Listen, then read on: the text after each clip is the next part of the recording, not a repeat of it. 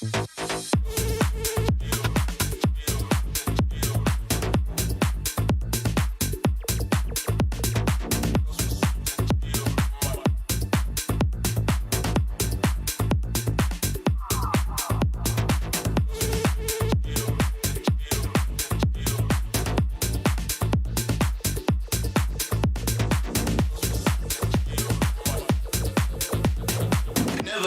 you what you can't do. Gotta change all that.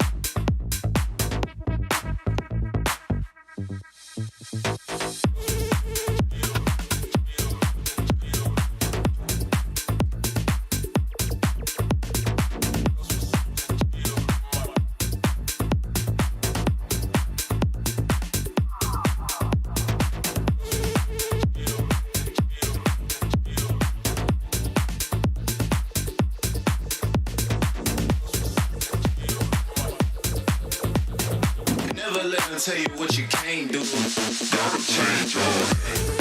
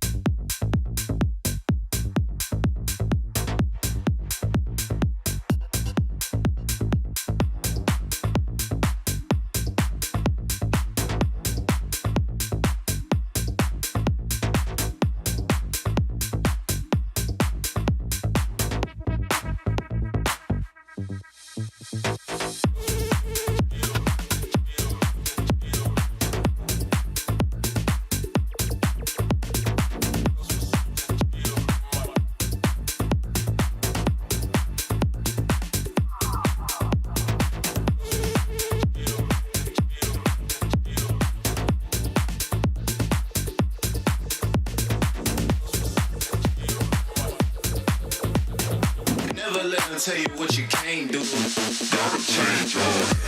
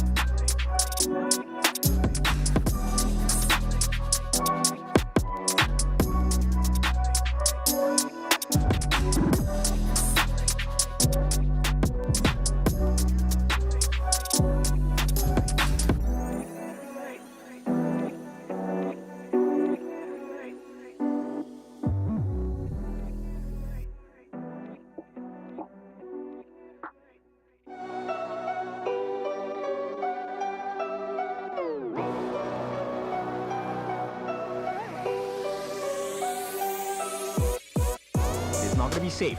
G1 ultimate going to be dropped on the side of City Boy, but here comes the kill. City Boy, the first one to fall in this fight as VP, they lay the damage in. Here comes the jump as well as Grizzly Q. He's looking for more. Jumping the back lines, the Organ Vex is going to back off, but it's 3 kills for the side of Virtus.pro, and this is a huge turnaround for them. 90 trying to chase on for the kill as well. Vex caught in no man's land at this point. All he needs to do is to run away. No powerful passing. He will be taken down. Mid lane for themselves. Winter is coming to try and stop it. Yep, jumping in, catches one with that Tremor Smash as well, but it's all about Shanks. He gets the kill. Highland, complimentary as well. 3 down on the side of VP. This could be more. Vitality open up the map as they look for the kill. It is going to be the last standing member, Prince.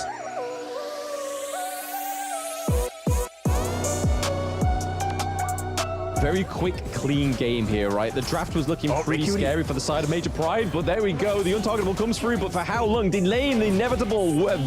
Team Vitality, Shanks doing a lot of those flaming farms, doing so much damage onto Kashi Patir. We see that 90's coming to the backline as well. Oh, it's a double kill. Oh no, the Sage Sanctuary coming through for Kinesis as well, so that's going to be a lifesaver. City Boy does go down as well. That is a 3-1 trade, though.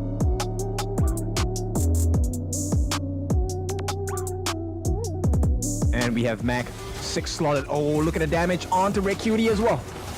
Yes, the untargetable does come through, saving Red QT just for a little while, but that crystal is looking like it's going to open up any second now. Lane goes down thanks to the Hugh Juan, so Vex getting the kill on the board. That is a double kill going up into Mac attack, and we are getting a... Yeah, not quite, but there we go. It is the Tempest Dragon going over to Virtus.pro. All they have is just one more push between them. The total immunity comes through for Limsky, but it's not going to be enough now. Vex goes down as well, but at what cost is it going to be to Kashi Patir, who's going to be...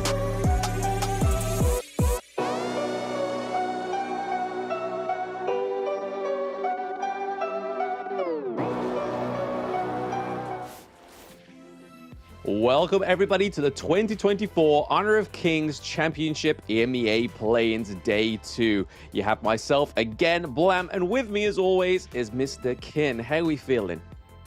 Feeling great. It's going to be the last day. This is the last chance. And boy, is it going to be exciting for tonight as well. Yes, I mean, we've got the same 3 teams as yesterday, so no surprise there. So if your favorites did play yesterday, you get a bit more flavor of these teams. And this was the standings that they finished with yesterday. So Vitality not dropping a single game. VP lost against Vitality, but took a 2-0 against MP. And unfortunately, someone always has to be there, right, Ken? MP at the bottom with 4 games lost. That's right. They have to take the L, and the L stands for learning at this point. Vitality, of course, at the top of the table. But that might change today if VP has their way. Virtus.pro will be the first one to put the foot forward, going up against Major Pride in the first match, after which they will have a decide of a match. They will go up against Vitality, try to take that win. And finally, we will end the day with Major Pride going up against Vitality for a last shot to maybe shake up that table. Yeah, I mean, there's a lot riding on that second match of the day, right? Like, if VP are able to take 2-0 from Vitality, that puts them into first position. If they take a 2-1 from Vitality, it still makes it very shaky. And then Vitality still have one more game to get their foot ahead. And so if they don't drop a single round from Major Pride, they will be obviously the winners. So again, a lot riding on that game. But first up is Virtus.pro against MP, and it's 3-0-5 Vex, Prince, Mac Attack, and Grizzly Q. Yep, what a team yesterday. They came back strong, and I expect a high performance, a high level of performance coming out from Virtus.pro today because, you know, tournament life on the line, you have to play at your best. Yeah, absolutely. I mean, we saw a little bit of a shaky performance from Grizzly Q, especially on that Sunbin, the first game that he went with the Sunbin. Zhang Fei was always solid, but then as he saw that flow get into Grizzly Q there on the Sunbin, we saw a lot of playmaking potentials, a lot of counter engages as well, especially in that game against Major Pride. And right now, this is what it's going to be for Virtus.pro, right? There's a lot more riding on this match than there is Major Pride, right? Yep, so Major Pride, they will be represented by Shisuiski, Alimski, Red Cutie, Kinesis, as well as Kashi Batir, a team that had a lot of potential, right? And I feel like they haven't realized that full peak performance just yet. Maybe today will be a different day for them. Maybe they can shake up the table like crazy. Yeah, I mean, Major Pride, even if they don't make it through today, right, they've already come so far within the first year of Honor Kings Global Esports. They started all the way from the bottom, and now they are here at the play-ins to probably the most prestigious tournament yet within the global esports scene, right? So that's got to be something that they can take home, a little bit of improvement they can see over the year, which is always better than being, hey, stuck at the bottom. Well, start from the bottom and then stuck at the bottom, which, hey, somebody's got to be there. But unfortunately, fortunately for Major Pride, sorry, it's not them. They are not at the bottom. Yeah, so at this point, right, the pressure is going to be mounting. We are live in Abu Dhabi at this point. So now sitting across their opponents, they have already tasted a taste of defeat from day number one. This time, they want to dish that out instead to each other. Yeah, I mean, we did see quite a few games yesterday, right? Go the full 9 yards. Some games didn't even get to 9 minutes, let alone 9 yards, right? We saw Vitality take a game from Major Pride in 6 minutes. So it's there's a lot of different things going on within this game, especially within the EMEA region. In terms of spiciness, I think this is probably one of the spiciest, right? Because even though like Team Vitality are the favorites going into this, there's still been a lot of like improvement for them to have, right? Like there was a lot of riding on the expectations, like how they were going to perform. Yes, they won their games. Nobody can dispute that. But how they won them could have been a lot cleaner. Yeah, it was some moments of shakiness, right? But I think that also comes down to having tournament nerves. Playing in a live venue is definitely a different experience, right? And, you know, with so much on the line, your tournament life at stake, it is paramount that you keep your composure. So I wouldn't blame them for being nervous. It is a big achievement to be able to make it into the Honor of Kings Championships at the end of the year as well. Yeah, I mean, there's a lot of great teams already stacking up to be there, right? I mean, the winners, well, second place of EWC was the first one, which was LDG Malaysia, but now is Black Shrew Esports. And we've already got the likes of Influence Rage, Fearless Esports Hong Kong, a lot of stacked rosters ready to battle it out in October. And this is what we're doing today, is finding out the last one within at least the Western Hemisphere, right? Let's see who is going to be taking that last place, because we've already got our 2 spaces slotted within the Pacific and the Americas. We just need to find out who is going to be EMEA's champion going forward. Yeah, this is a competition with pretty big swingers at this point, right? Heavy hitters across the stage. And I'm looking for an improvement, especially onto Alimski here. I think he didn't really showcase what he had in his inventory's kit.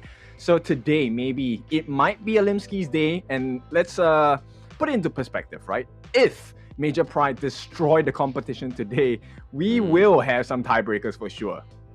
Yeah, I mean, like I said, a lot is riding on that that second match of the day, but also there could be a big upset if Major Pride were able to take a round from a Vitality in the last game of the day. That would really upset the flow and even upset my data that I got written down here. So that would be a very interesting scenario, but it's not a unbelievable scenario, and I think that's a good thing. Yep, changing the upset to a setup, right? Actually, that will be what I'm interested to see. If there's any team that can do it, it has to be one of these 3, because we have seen the likes of the Pacific play-ins, we have seen the likes of America play-ins. It's been a pretty convincing win, right? Setting the stage for themselves as they approach this Honor of Kings Championships qualifying slot into group stages as well. But EMEA, it's kind of a guessing game at this point. But guess no longer. Let's go straight into the bans and picks. Yes, I mean, there was a lot of guessing yesterday within the bans and drafts, but the one thing that we were both very happy about is the fact that Virtus.pro did their homework about Alimski and that Jing pick, right? And they are going forward for today, taking the Jing out, taking the Masashi, and then over to the side of Major Pride, they take out the Mai Shiranui and Dolia. Not as aimed bans as the Jing and the Musashi. Does open up a lot of things like the Orgren, as well as the Lung and the Ali. Lung getting picked there, but those are studied and definitely focus picks for Alimski. Yeah, at this point, it's really closing as many options as you can on the other side, right? Because you know that with the proficiency on all the different players on both ends of the teams, you don't want to give them the best possible scenario. Yeah, absolutely. The Hue-1 coming through for Virtus.pro is just another big pick that we've been seeing, regardless of Open Series, regardless of the play-ins. And then followed up by Ali, Grizzly Q getting that Sunbin once more. But the Zhang Fei with the Lung is very, very good for Kashi Bhatia. We know that he can very much perform on the Zhang Fei. Locking in the Angela just in case they go for any more tanks on the side of Virtus.pro, because that's what their comp's missing, right? There's no real front line. Other than the Hue-1 that's able to sustain, they need a solid beater, but like somebody can take the blows, and they still have Orgren on the field, Kaiser, Dune as well. So Angela coming through as the anti-tank mage, I think is a good shout for Major Pride.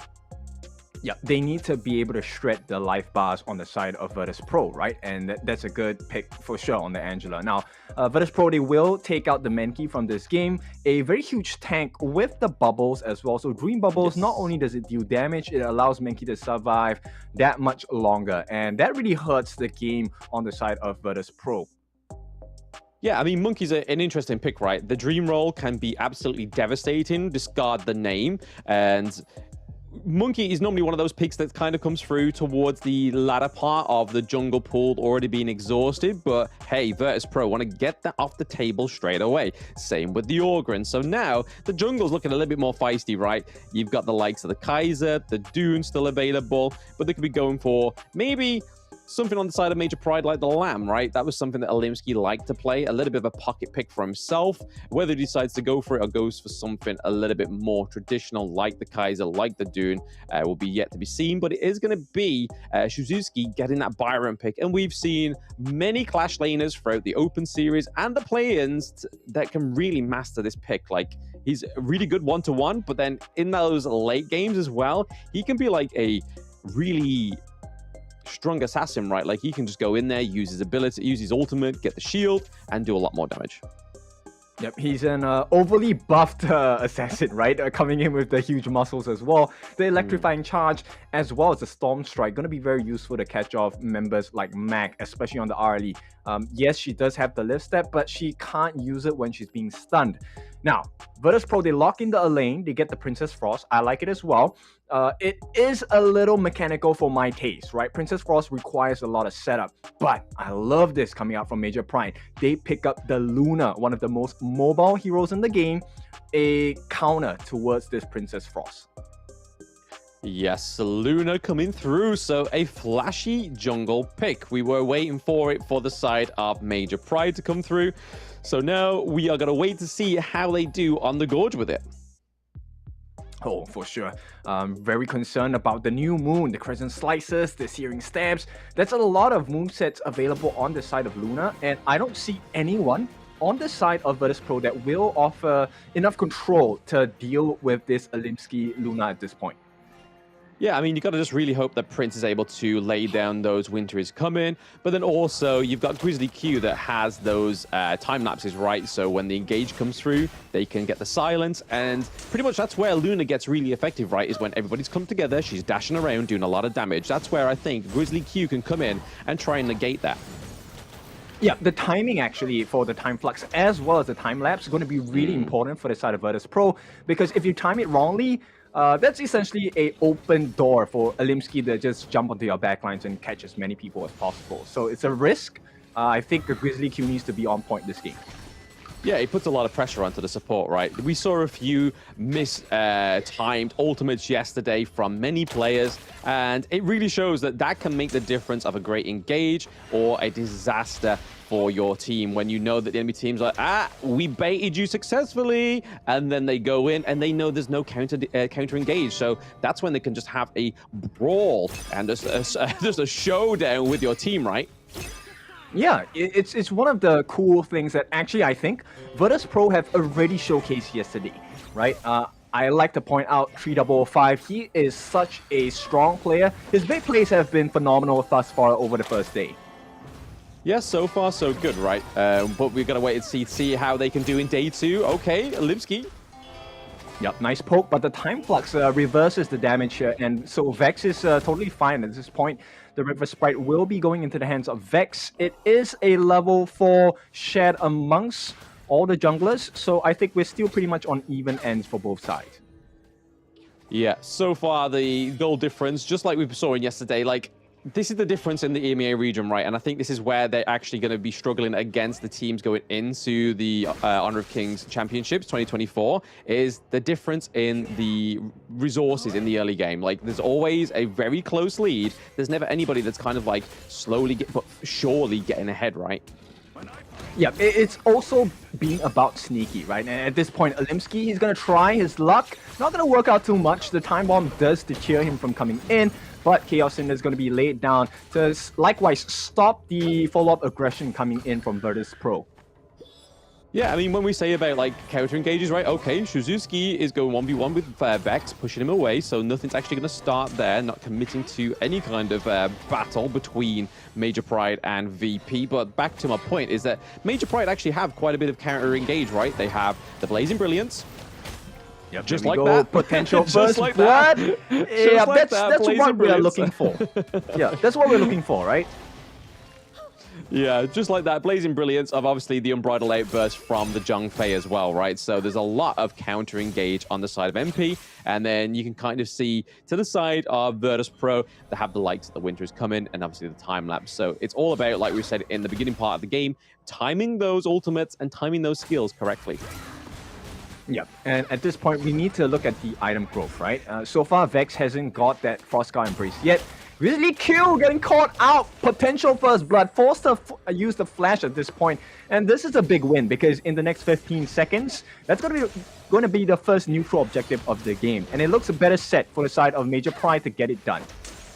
Yes, that's the one part where Grizzly Q needs to improve, right? He doesn't want to be checking these brushes with his face, especially with the mid lane rotations. We know they happen frequently, especially in the early game.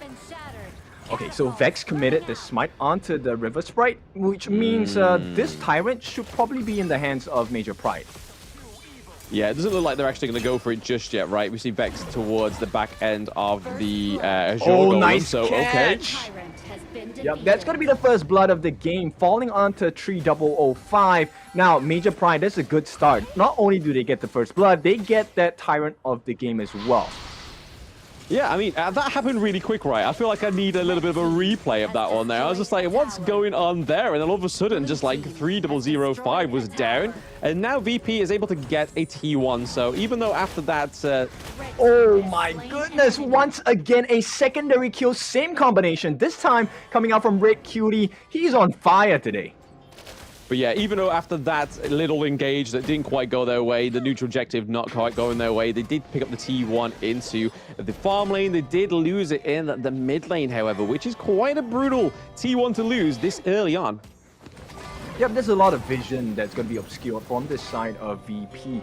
And I like the fact that Red Cutie is super trigger happy with the Blazing Brilliance as well. It's working out perfectly for the side of Major Pride thus far.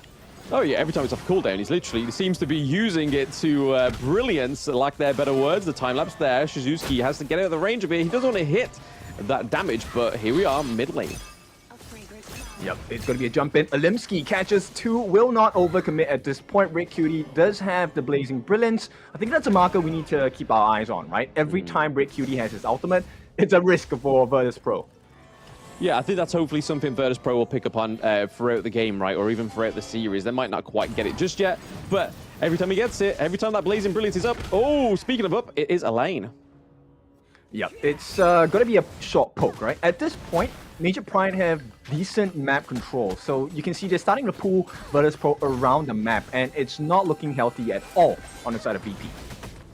Yeah, not quite. We're seeing that Major Pride are ahead by about 1.3k gold, which towards that 6-minute mark is going to be something of an issue for Virtus Pride. If they're not Virtus Pride, oh, that was a bit of a blend, Virtus.pro. But if VP are able to get a solid team fight in their favor, that could be easily flipped over.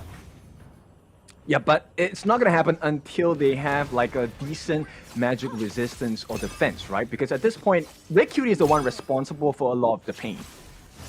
Oh yeah, plenty of pain, the Blazing Brilliance, but then also you've got the Luna as well. She's dealing pains. Kashi going in here, not quite committing enough, but VP Mac is looking to go in.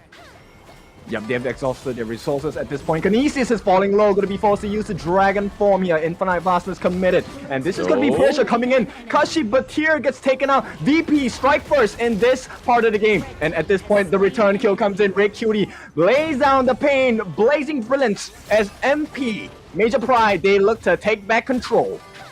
Yeah, I mean, that was a good way to get the Death on Sunset out of there, right? That Blazing Brilliance really helped Red QT, though. Yep, but Limsky on the backlines. They want to trade out the kills. Not going to happen. And it's overextension. A double kill. This time, VP have caught the mistakes. They take the lead once and for all. Yes, neutralizing the kill lead there is now 3-3 between these two teams. And hey, like I just said it a few moments ago, if VP are able to get that team fight, get those good trades within that team fight like they just did there, they've neutralized that gold lead very much closely there. They're not even a matter of like, now they're ahead. Now they take that T1. They're able to get ahead with the gold. Very well played by VP. Okay, so most of that came down to the mobility of the team, right? Kashi Batir, he just got his Radiance. I think that might set up a couple of changes in the way the interactions between the teams go. We kind of hope so, right? Kind of hope so, because they kind of need to do something now on the side of Major Pride. Blazing Brilliance comes through, but Prince does use the Splendor. Okay, so that's one ultimate down. This could be an opening that's good for the side of VP. Winter is here is going to be dropped. At this point, Mac attack happens. Not a lot of pain to talk about, but there is quite a bit of structural damage going on to Major Pride's mid lane. In the meantime, you can see Alimsky, he's trying his best to get the Tyrant started. Yeah, that was a really nice play there by Alimsky, taking down 3005 towards that next Tyrant. They do pick it up from themselves once more. So that is 2 Tyrants over to the side of Major Pride. And they're looking to take the Overlord on the side of VP. They kind of need it for these lane pushes. Yep, they're going to lose the T1 on the bot side for the side of VP. But they took the Overlord buff. Is that a win or is that not a win for you? I mean, it gives over quite a lot of gold, but your enemy team takes the Vanguards, though, right? So it's kind of like, I'm not too sure, because that's now going to kind of like nullify the lead, but okay, a Brighter Light Burst comes through. Death at Sunset, it's a quick one. They are unable to kill off Kinesis. They will start chasing onto Kashi Batir. He's going to just jump out of there. At this point, Grizzly Q unable to make a difference for the team. It looks like Major Pride will be able to walk away scot-free. In the meantime, they do expose the Azure Golem coming in. Blazing Brilliance is going to be dropped down. It is going to be stolen. And at this point, small wins across the map for VP. But Major Pride, they have taken so much damage onto that tier 2 on the bot. I think it's a big win for MP. Oh, absolutely right. VP did very well with that one. They did lose, obviously, their T1 into the bot lane. However, they did steal Azure Golem. And for those in the chat that don't know, Luna definitely relies on those Azure Golem buffs. That blue buff is very detrimental to Kit. Oh, Shisui is going to be taken down. It is a killing spree this time for Mac. It's the Mac attack. We've seen it from yesterday. They make a beeline on the side of VP to go for the Shadow Overlord. They're going to give away the Shadow Tyrant for the side of Major Pride. I don't think they're too concerned about it. Big trouble, though, for Major Pride. They have lost the T2 on the top. Yes, leaves that Clash lane wide open for the side of Major Pride. And in terms of the gold lead, they don't really have that privilege to let that go, right? Because if they were ahead with the gold, they could probably say, hey, yeah, let's let that T2 slip, but we could pick up some some kills in the next team fight. Limsky catches a glimpse of 3 different members on the side of VP, will not allow it to be taken away. Mac actually gets the steal onto the Crimson Golem. This is going to open up the map for the side of Virtus.pro, putting pressure on that mid lane first. Yeah, they really want to try and secure this T1 in the mid lane, right? Because MP was able to do it very early on in the game. It's a detriment to the side of VP, and right now Blazing Brilliance comes through once more. Oh, Vex just playing with fire at this point. Gonna use the Unending Sorrow to move away from the status of the mid lane. They will try to put some pressure onto the bot lane as well. And all of a sudden, VP, they are in control of this game. It looks like it, right? They've done a very good job at bringing this back into their favor. In terms of the gold lead, the kills are pretty much neck and neck, which is a bit of a stark difference from yesterday, right? There was a lot of brawls, a lot of kills going down. But again, a big engage could be happening in the mid lane. Yep, it is Alimsky. He jumps into 3. Will not get the damage done, though. Maybe getting caught out at the same time. They force Red Cutie back.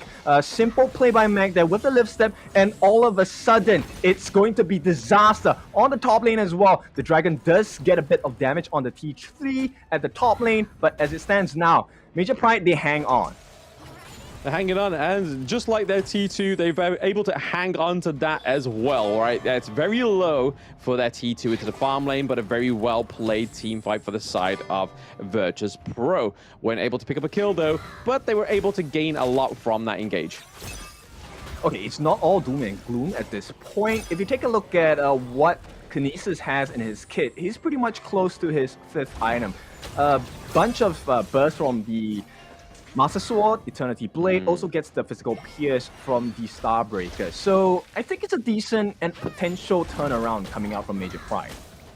It is, but at the same time, they have Mac right on the side of Virtus.pro. They are almost looking to try and 6-slot the Mac. Speaking of Mac, he able to get that T2 down into the farm lane as well, so that's a lot of lover gold going over to him. You kind of see that he's already building into the Daybreaker, which is a huge late-game item. Suzuki trying to trade a few blows here. We see 3005 looking into that back line. He's got to be careful. He's been caught out quite a few times in this match. Yep, and you know, with the point about Mac, I don't think anyone can catch Mac at this point. And with that being said, he just completed the Daybreaker. It's going to be a lot of hurt being put onto the members on the side of Major Pride. Yeah, between the two, right? Mac's doing a much better job than Kinesis, but Kinesis towards the end should be able to pull that back as the Lung, but so far it's not looking like it. They lost the T2 down into the mid lane, and Luna is looking very aggressive, diving onto these players when there's nobody else around them, or a group of them around them as well. So again, Major Pride need to kind of do some kind of great team fight, trying to get something with a positive trade for themselves. Grizzly Q just making sure that he doesn't check any more bushes with his face and dies prematurely. I don't think they're too concerned, right? At this point, the bank is fat. They went on a shopping spree in the past 30 seconds. 4 different members got a couple of items in their kit as well. And very ballsy move by 3005. Same bait plays. He's going to go in. Deathlet Sunset catching on the backlines as well. Timelapse going to try and save him. Defensive maneuver is coming in, but here comes the damage. The Dragon Form will be unleashed on the backlines as well. Shisui is going to try and enter the backlines of Virtus.pro. Will not happen at this point. Red QD also expends that Blazing Brilliance. Is not a good fighting form. This allows the Tyrant to be taken from the side of Virtus.pro. Yeah, I don't think they've actually touched an Overlord yet on the side of Major Pride, right? They have just all gone, and Virtus.pro, sorry. They've all just gone for the Overlord, and then this is finally the Tyrant for themselves, which, again, is only going to make that Mac attack a lot more harsher going into this 15-minute mark of the game. Currently, Virtus.pro are up by around about 5k gold, and they are pretty much equal in the kills, right? Looking at that itemization, the Daybreaker has been built, looking to finalize that final 6th item on the side of Ali, which again will be huge for them as they get it. Currently clearing out the Crimson Golem as well, getting that extra damage for the Ali. Also, a bit of a team fight going on in the Clash lane. If they're forcing a fight, Kashipatier will be the first one to fall. VP are just doing it at this point. They're the better team. Major Pride, they try to push them away. In the meantime, Vex is just catching the attention of the Olimsky, trying to deny that blue buff, right? The Azure Golem from going into the hands of Olimsky. Does not manage to get the job done, but at the same time, they have so much map control on the side of Virtus.pro that Major Pride have to take this little wins. Yeah, the cut off the Vex. So one of the head of the Hydras has been fallen for about 25 seconds now. And as that Overlord is up, I can imagine that Major Pride maybe want to bait a fight for it because it gives them a bit of presence, a little bit of priority on the Gorge. Yeah, okay. Sun Chaser in the hands of Mac. We have a 6-slotted Mac Arlie. Yes, extended range as well, just going to make it even more slippery for Mac to get away, right? Or even just harass from a distance. Okay, Shisui will push them away, but has to pay with his life as a rampage coming out from Mac. Virtus.pro just laying the pain as Major Pride, they will look to back off. No ultimate committed by Red QD. Here we go. The beast is going to be dropped. That's a lot of resources for nothing on the side of Major Pride, and Virtus.pro, they are looking for the kill. We'll get just the Crimson Golem at this point. But Map, even though they got that Overlord, it's still in control on the side of VP. I mean, is it just the Crimson Golem at this point? I mean, Mac 6-slotted, doing a lot of damage onto Kashi, but here it's not just the Crimson Golem at that point, right? Yep, and at this point, the damage they're doing, Death at Sunset, defensively, to get out within range, nobody dies on the side of Virtus.pro. And all you can see for Major Pride, they got the neutral objective, but they're surviving. They're not living, they're surviving, guys. They are surviving. They're just holding on, right? They're just holding on to whatever kind of lead in defense they may have. And right now, they're able to hold on to the fact that they've still got their higher ground turrets, which is a better case than most teams could be at this 17-minute, right? And the thing for Virtus.pro is they've got to make sure that they're able to continue Okay, are we sure we want to quit? No, we don't want to. We don't want to quit. We don't want to quit. We want to see the action. Thank you very much. Virtus.pro just got to make sure they don't let this lead slip. Okay, it's an important time marker for the side of Major Pride, right? They need to make something happen here, but Vex in the middle of it. He's going to be front-facing. That's a lot of damage. Beats form. Going to be dropped down, and here comes the chasing. Alimsky maybe a little bit too forward. Gets the Splendor off. At this point of time, it is going to be 3005. He's chasing in as well. Mac is falling low. Liv steps away. Kashibatir falling low, and it's going to be the form of the Dragon. Infinite Vastness committed by the side of Major Pride. Nobody has died just yet, but they have to make a run for it because at this point, too much damage coming in from the side of Virtus.pro. Once again, they make their will known.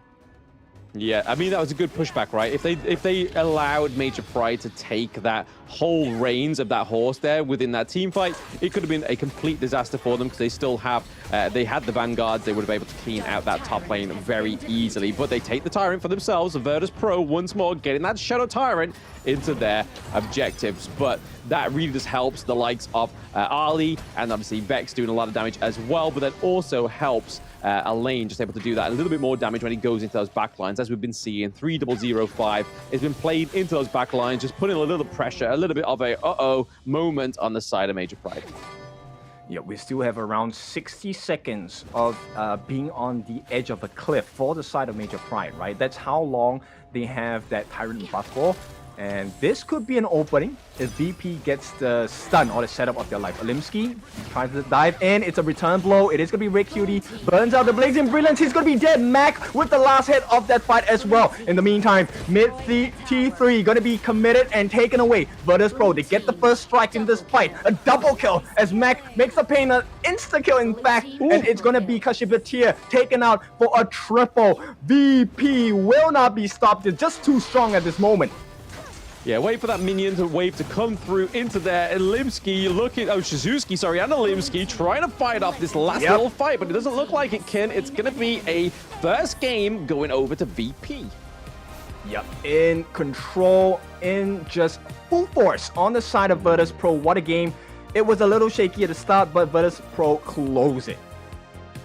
Yes, they did close that one very well, right? I mean, there was a part in that game where it kind of looked like it was going to be Major Pride having the early game and hopefully trying to just maintain it for themselves into that mid to late game. But then Virtus.pro came out of nowhere with that great fight under one of the I think it was the T1 and T2 up into the clash lane. And after that point, there was no real stopping for Virtus.pro. They managed to just maintain the lead, which is a good performance from them. Actually been able to finish off that game one on that 20-minute mark, which really shows that they may be up for a fight when they go against Team Vitality next. Yeah, it did look a little lost for the side of Major Pride, but let's take a look at Virtus.pro. My goodness, Prince, what a game! Even as a Princess Frost, 007, the true James Bond of this team at this point. And once again, Mac Attack 803, Destiny, Eternity Blade, Daybreaker, Sun Chaser, Shadow Ripper, as well as the Doomsday. Just ignoring the need for boots at this point, he went all in, and boy, did it work out. Yeah, it worked out very well, right? I mean, he was able to get that itemization up all the way, trading the boots to get a little bit more damage. It's not like he needed it, right? He just needed to probably position a little bit better in terms of those team fights, allow Limsky to fall, allow Shizuki to fall. But as you can see there, that 190k damage dealt by Mac is huge. Nobody else on the team getting close to him, and nobody ever getting close to him on the side of MP as well. Yep, it's close to 40% of the hero's damage on the side of Virtus.pro. This is a big number. And considering the fact that, you know, it was a bit risky for the side of Virtus.pro at the start of the game, what a comeback, man. Oh, huge, huge. I think it pays dividends to Vex as well, right? This Q1 pick is always seeming to be a blue side priority, and you can kind of see why. Because you're able to just have so much sustain, you're able to go untargetable, so you can make a even more gray to engage, right? The fact that you're untargetable means that you can kind of bait those abilities to come through to you, deal a lot of damage, and that's what we're going to see in this highlight, right? Is a lot of Vex, a lot of Mac, and plenty of 3005 going into those backlines, getting caught up a little bit more than I would like, but hey, they're able to take the victory. Yeah, and you will see this situation where Red Cutie was always able to throw down that line of flames, right, with the Blazing Brilliance, never really appeared towards the later parts of the game. And it feels like VP, they're really quick in learning. Yeah, I mean, they have to, right? They kind of, in the play-ins, they need to make the most of this day too, because they still have a chance to try and win the play-ins, right? It's not like when we saw the Americas won that it was pretty much solidified after the first game, but this time around it's not. The first game means that they get an extra little kick into it. It also means they get to warm up. It also means that they have 2 more extra points, if we're going to be very charitable, to the side of VP going into that next best of 3 against Team Vitality. But the MVP of this one is definitely got to be Mac, right? If anybody else chose a different MVP, I would think it's been stolen, it's been rigged, but no, it's Mac with 190k damage, the 8 kills to 0 deaths as well, and then obviously the resources that this guy managed to get within the entire match was actually commendable. Yeah, so that's the dish of the day, the mac and cheese. Boy, VP are eating at this point. That was a stellar performance coming out from Mac, and nothing less that I expect of him after his performance from day 1, right? So now we know that VP, they're on the ball today. Let's see if Major Pride can come back, potentially put them to a tie in scores. But before we find out about that, it's time for us to go for a break, and we'll see you back for game number 2.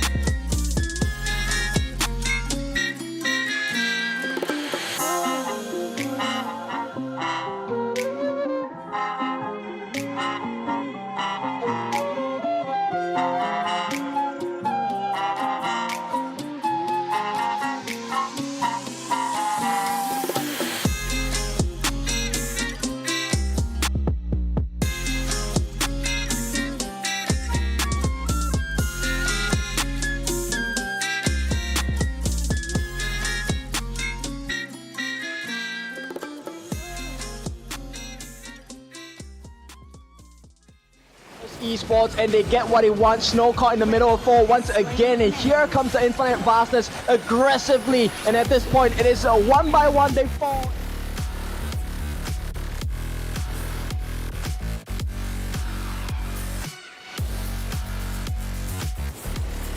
Duel to death. He kills Kakarot right away. He wants to go for more. He's chasing after them with the Rhinorush jumps in once again, will not survive the fight. A Vanguard shoots, they fall, and it's Influence Rage. Okay, caught in the middle of 4. 5 is all of Fearless Esports, and they get what they want. Snow caught in the middle. Side of Chaos, and down goes a John Fei. So there is the backbone. We could still see a steal here. Who's it going to go over to? It does go over to the side.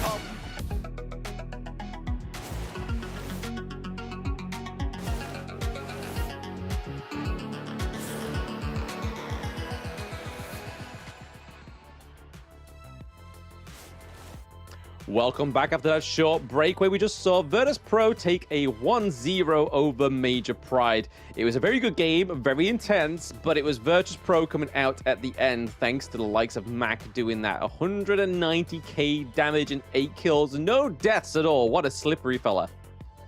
Oh yeah, for sure. So at this point, VP have secured themselves as the favorites to take this game. But of course, Major Pride looking to pull off an upset and shake up the points in the table as well.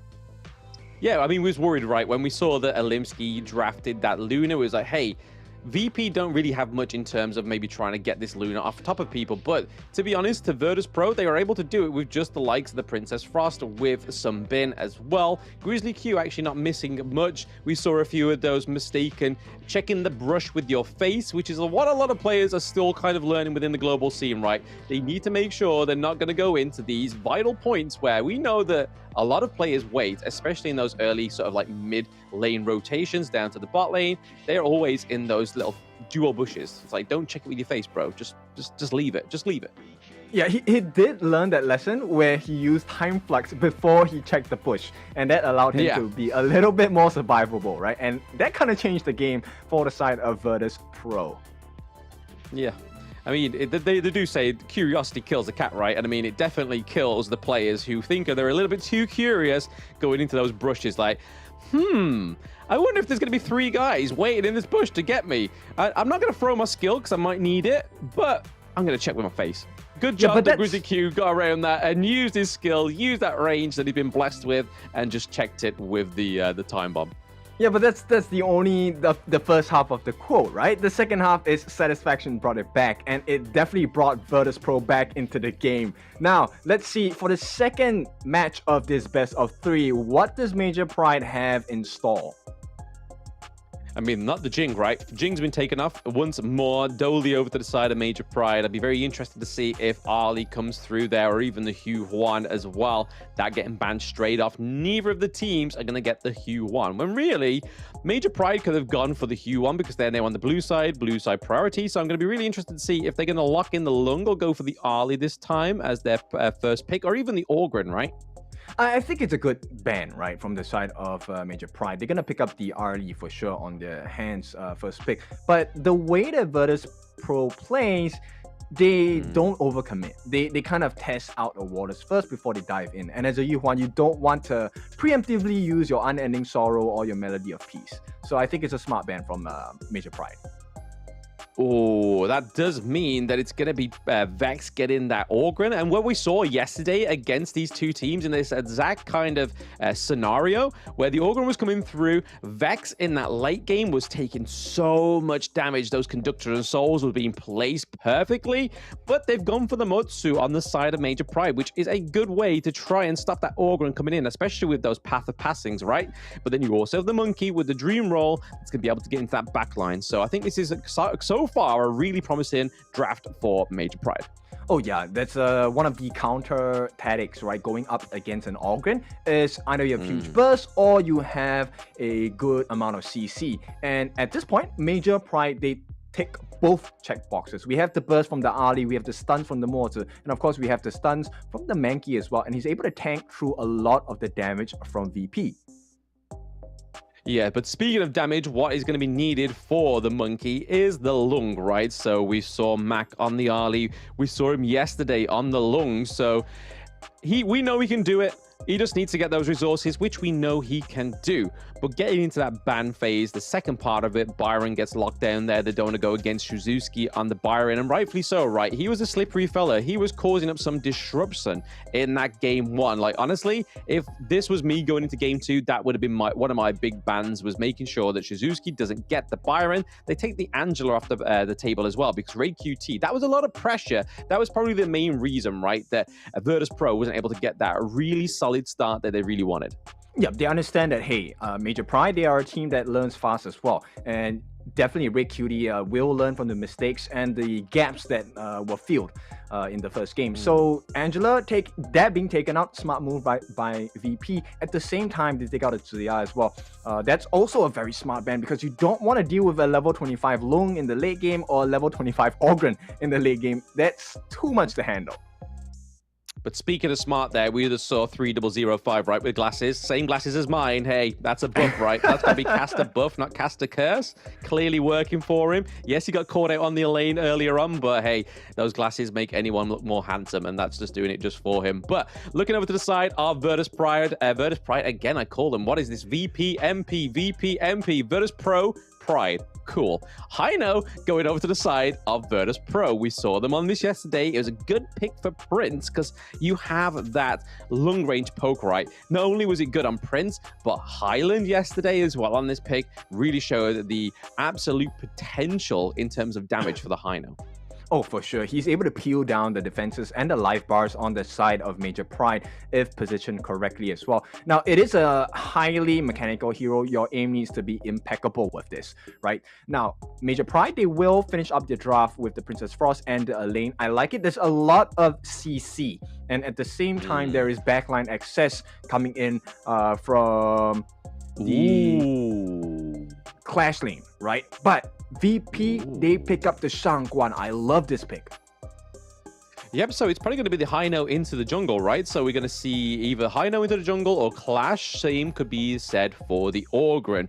We've already seen Vex on the Ogryn in the jungle, so that's why I assume that the Ogryn's going to be in the jungle. Maybe Prince is hiding something here with this Hino in the Clash lane. I think we maybe only saw it once or twice in the whole of the Open Series and the plays in, but it works very well. It's something that can be very good. It can put a lot of pressure onto typical Clash lanes, and we've already seen it before, right? When it was ISG against Influence Rage, where they drafted the Marco Polo up against the Elaine. So that ranged against close quarter combat worked very well in their favor. Oh yeah, for sure. So at this point, you know what? I think Virtus.pro, they have a pretty good draft. Now, it's really about the farming lanes. Let's see how that works out for both teams. I was wrong again. It's Vex on the Hino, so it's 3005 on the Ogryn. I hold my hand up and say I'm wrong, but Prince on the Shangguan, that's going to be interesting to see. We haven't seen this yet. So a lot of burst damage, like you said, Kin. So going on to the likes of the Princess Frost, trying to get that winter to not ever come is going to be the final stroke for Shangguan. Yeah, but it plays really well into the play style of Virtus.pro, right? Virtus.pro, they are a team that likes to poke and prod and only stepping in when there's a clear victory on the cards. And that's what you get with the Shangguan as well, because you don't have to overcommit that finishing stroke. If it looks a little iffy, you can get out. Oh, absolutely. You can repaint that brush, right? You can just make sure that it's all ready for the next victim. That burst damage is absolutely deadly for the side of Virtus.pro. But it's not only Shangguan that has that, right? It's the likes of the Lung. So if you don't get hit by Shangguan, if you don't get hit by those Lung Scepters of Vex, you're going to get hit by Shangguan. But hey, Cassiopeia getting caught out here. Yep, it is going to be a tough situation, but here we go. Fate Rewind going to be used as Vex is just approaching the jungle, unable to get the steal there, but it's a good aggression coming out from VP, right? And at this point, it's up to Major Pride. Can they find some opening where they can make life a little bit more difficult for the side of VP? Because right now, Cassiopeia is having a bad time. Maybe first blood finishing stroke, that will be it. Virtus.pro, they pull forward. Yeah, nice rotation there from Prince, right? He didn't quite get it onto the Princess Frost, but hey, Motsu looked primed and ready for a painting. He needed a new prime job, and it was Shangguan that gave it to him. But looking at Vex, he was overextending a little bit into the enemy jungle, which obviously is something he doesn't want to do further on later on into the game, but that winter is coming hurts in that late game, as you can see from Max depleted health bar.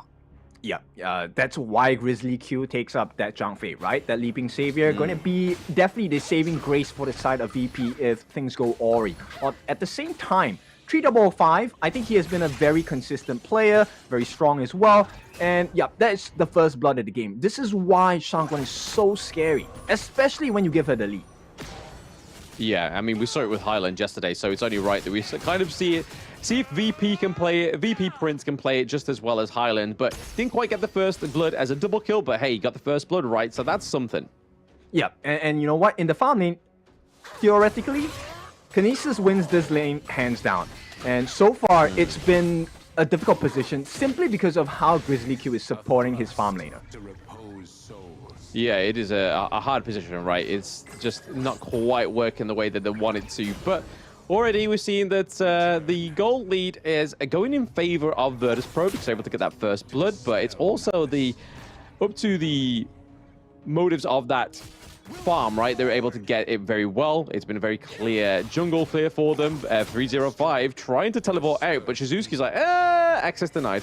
Yep, they want to force this T1 on the bot as well. Looks like they will get it as well. At the meantime, Vex is falling a bit low. Gonna use the Fate Rewind here. Gonna be back to safety at this point. As Virtus.pro, once again, they make the jungle their own from the side of Major Pride. Yeah, literally just trying to just gain any parts of the enemy jungle that they can, which is just showing true dominance, right? We saw it with Influence Rage, but hey, bit of a that's a lot of damage! It is going to be a kill. This time it's a Red Cutie who falls out of hands on the side of 3005. A perfect beast form from that Unbridled Outburst, which means first Tyrant of the game going to go into the hands of Virtus.pro. Yeah, that was a beautiful path of passing, right? Really just opening up that kill, which is what you're meant to do when paths are laid down. It's meant to be an access to something. And for Zero's VP, it was an access into that mid lane to get that kill. Cassiopeia, though. Oh, that's a huge kill. And this time he goes in the hands of Grizzly Q. It's not a kill steal, it's a kill secure as they look to pressure that Azure Golem as well. VP just running rampant throughout the map as well. Meteor Q going to be committed. And it's going to be a flash. 3005 makes it out safely. Does not have the Conductor of Souls, but it's fine. And at this point, Major Pride, they're just losing map control all over the place. Yeah, I mean, you can see Vex right now that thanks to they opened up that T1 into the farm lane, able to have that Crimson Golem for himself as well, just an extra little bit of damage. And then 305, we see that he's trying to put some pressure into this bot lane. So Macro, for the side of VP, looking a lot better. Curious about this. Alimsky takes up the Crimson Reaper. This is the first time I've ever seen such an item on a Mankey. Yeah, no, I mean, I see it in my ranked games. I don't rarely see it in my competitive games that I cast, but hey, dream roll. Yep, it is going to catch out the dragon, so the dragon takes to the skies, and Mac is going to make it out safely. At the same time, the stun comes in. Prince lays down the finishing stroke. They kind of avert the aggression coming in from the side of Major Pride. And Virtus.pro, once again, they maintain control. And Major Pride, the doors shut once again. Yeah, interesting that he does go for the Shadow Ripper, right? And the attack speed boot. So we're going to be seeing a very aggressive monkey on the field, especially when those dream rolls hit differently. But already on the side of Virtus.pro, up by 2.2k. And we see that 3005 is not going to let down that pressure into the farm lane, just clearing the lane, making sure our lane's stuck down there, while we see that Virtus.pro is probably potentially looking at setting up maybe an Overlord here for themselves.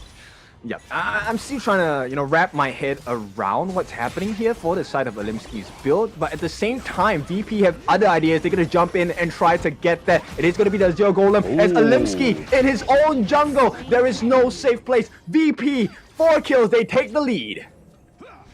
Yeah, I mean, he dream rolled, right? But he got, like, completely rolled by the side of VP. Having that presence into their enemy jungle just makes them even more fierce. Hey, the winter is coming, though. Conductor, so it's not going to be available for the side of 3005. He gives his life, but the mid T1 is still under pressure. And at this point, they will successfully push them off. So, Major Pride, small wins. Yeah, a little bit of an error there with the Cannon Blast. Hits the minions, but not quite hitting Shangguan, which was the real target, right? She looked very low. It would have been prime for a lane to be able to get on top of the Shangguan and take the kill. But right now, Cassiopeia taking a lot of blows here, but okay, Shangguan. Oh, it's going to be the finishing stroke coming in, but here comes the Death at Sunset. This is a big turnaround. Ooh. It's going to be Alimsky. He gets the kill as well. Prince and Mac take the fall as Major Pride. They're looking for an opening. Can they get more? Shizuki not going to be able to get the kill as Vex pushes him away. But Major Pride, that was a consolation prize along with the T1 at the top. Yeah, very nice play there by Kinesis, but he may get caught out here by 0303. Okay, the Parasol is not going to save you. He's able to get that movement speed thanks to the Path of Passing. And 3005 picking up another kill for Virtus.pro. Oh, Vex, he's gonna commit it. He's not gonna survive for long. The Cannon Blast comes in as well. Vex is running for his life. He's really low. Where is that finishing blow? It's not gonna come in. Major Pride missed the mark here, as it looks like VP once again extending this map control in their favor. Extending the map of control, but you see 3005 is able to push those minions to that T1 into the clash lane. They may be able to secure it for him. Who knows? But he does TP down to the farm lane to just try and stop Shizuki getting another T1 in that side lane. Right now, VP once more looking to make the enemy jungle their own. Yep, they're just that much stronger on the side of VP. They're looking for another fight before they start on the second Tyrant of the game. 8.5 minutes in. This is the final one before the Shadow versions come out. And at this point, Ominous Premonition going into the hands of Vex, and he is going to be on the backlines as well. 3005 uses the Conductor of Souls, will not be able to survive for long, but here comes the damage in as well. Mac, he's on his own. Vex is trying to lay the pain down as well. Here comes Grizzly Q with the Beast Form, but there's too much damage, and the killing spree comes out for the side of Shizuki, and this could be the turnaround they've been looking for. Major Pride, they pushed them away, but at this point of time, is it good enough? I mean, it depends on what they're doing right now after taking 2 kills from the side of Virtus.pro, right? It looks like they're going to clear that T1 down into the farm lane, which rightfully so. Just gives them and opens up their enemy jungle a little bit more. Just gives them a little bit of a second thought when they try and invade into the enemy jungle. It's like, hey, are they in our jungle or are they in their own jungle? They've got to now think about those things, which they didn't have to previously going into that 8-minute mark before. So again, it puts a lot of pressure onto the side of VP. Let's see what it does. Okay, they're gonna go in. Here's the knockback, and it's gonna be a finishing stroke coming from Prince, but he does not have enough health. A big kill for Limsky. That itemization is working. They take the T1 in the mid as well, and they wrestle back control. Major Pride now turning the game on its head. Yeah, ever so slightly getting that lead, the gold lead that is, into their favor. They are only behind a few hundred gold. So, again, nice play there by Major Pride. Overall, a really great way to get them back into the team fight. I think Mac needs a lot more time to farm, right? He's not doing as much damage. He's not doing as much of effect as he did when we saw him on the early. The T1 does fall into the clash lane, but they are looking to try and go for the Shadow Overlord. Okay, for the first time in the second game, it is going to be a pretty even marker for both teams. Overall, going to be worked on the side of VP. Shizuki, he's looking for an opening to jump in. It's going to be a huge steal if they get it. They will not get it, and here we go. It is going to be the Beast Form dropped on the side. VP make it out. It's going to be a 1-for-1 trade on the Shadow versions of the neutral objectives, but it's pretty even in the gold department. Yeah, I think the takedown of both of those neutral objectives for either of these teams was pretty huge, right? They couldn't let just one team get the Shadow Tyrant and then Virtus.pro not do anything, because if they did that, they wouldn't have this great pressure that they can now put down into one of these lanes where you could see Major Pride put a lot of focus on and then push the minions through, and they can then drop down the Shadow Vanguard, which will then completely negate that push. But right now, VP are still ever so slightly ahead. It's not as a comfortable lead as they were before for the gold lead, but hey, it's still something. Yep, they're snatching away the map control. They save the T2 in the mid. There's going to be an opening for the side of VP. At the same time, pressure being placed on the top by the Shadow Vanguard. So, Major Pride, I don't think they want to take a fight at this point. Look at the swing of gold. It's going back into the hands of Virtus.pro again.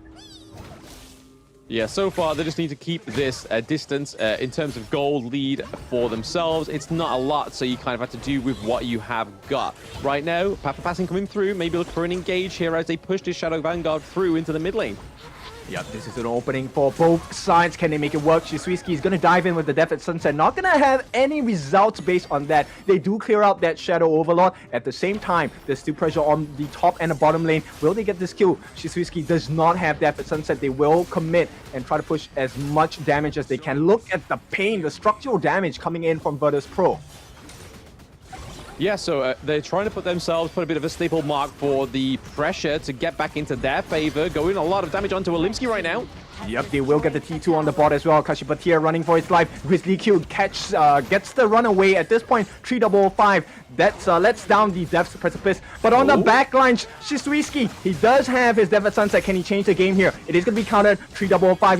He's maintaining himself against 3. Shizuki gonna make it out, but 3005. Conductor Souls available? No, it will not be used in time. He gets taken out, and Major Pride wrestle back that result once again. Vex on the back lines does have the Fate Rewind. He will be safe for the time being. Yeah, Mac a little bit out of that team fight there, just trying to get a bit more resources, just make sure that that minion wave in the mid lane is completely wiped out. But you can already see here that Mac is actually ahead of gold against Kinesis, so that's where he needs to stay, right? He's got the Starbreaker, he's got the Eternity Blade, he's got the Master Sword as well. He just needs to keep building these attack damage items, and he's only going to get even more brutal as the game persists. Yep, of course, with that being said, Siege Breaker going to be the next item of choice, right? But right here, the Dream Roam going to be committed. Limsky is so pained as the Mac is falling less than half his health. At this point, Vex still gets that Crimson Golem into his hands, but Kinesis jumps in with the lift step as well, going to just slowly make it out. And all of a sudden, it doesn't feel like VP have the lead at all, right? Goal lead is still in their favor, but Major Pride kind of pushing them back.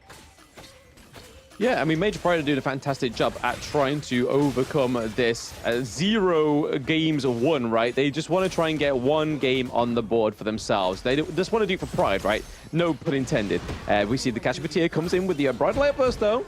Yep, it's going to be Radiance committed as well. Prince going to dive in with the finishing stroke. Will not get the stun just in time. Kinesis laying down the pain onto Prince. He's chasing in, but Prince is still alive. Will be taken out. Shisuiski with the execute. At this point, it's going to be a big fight. It's looking like Major Pride. They have the lead at this point. Another Cannon Blast to land down. It looks like VP, they know they will not win this. They will start to back away.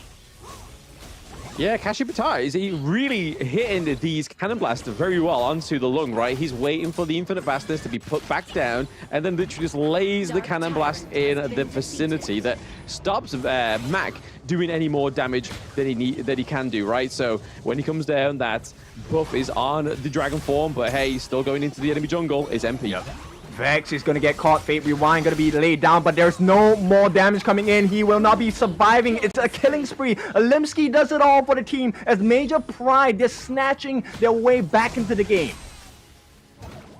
Snatching indeed. They're ahead of the gold now, so this is all they need to do is just maintain this pressure for the side of Major Pride, looking to get the Crimson Golem for themselves. They're now helping themselves to their enemy's jungle, which is a little bit of a same telltale as what happened with Virtus.pro in the early game. How are they doing it? Limsky is not just tanking, he's laying down the pain as well. I mean, the Pure Sky seems to be really working out for him so far. Yeah, it just negates that fatal damage, right? So it's working well. Why not build it this way? He's got the Sage's Sanctuary as well, so he's got double life. That Dream Roll can be even more aggressive. Okay, they lay down the beast at this point, but 355 gets caught up, instantly deleted. Major Pride, they open up the doors onto the base on the side of VP. They crack the base. T3 on the top, going to be falling low. At this point, the pounce is going to be used by Grizzly Q just to get away. And MP, they got what they came for. They're going to get out. Yeah, I'm starting to have less confidence in this Shangguan pick right now, because obviously it was a good opener in this best of 3 going into game 2, but ever since then, Major Pride know how to counter it, right? They're always clumping together when she uses final stroke, so the burst damage doesn't quite hit the way she wants it to, and then all of a sudden they are able to take her off the gorge completely by taking Prince down, and then from that point, it's at a handicap. Yep, you can see Major Pride just having a lot of control. Once again, the stuns are working out perfectly for the side of MP. And not only do they get the pressure on, they steal away that Azure Golem as well. Limsky, he's just going to stand here. He doesn't care. MP having a decent lead. Very decent lead. I mean, with these Vanguards, they could look to close the game out, right? All they need to do is have a very solid team fight into the Crystal boundaries. Right now that you can see that the Vanguard's into the Clash lane as well. Shizuki trying to push this, trying to get it into the Crystal's area. But right now, it looks like they're just going to try and take these high ground turrets as well. These last standing high ground turrets to fall for Virtus.pro.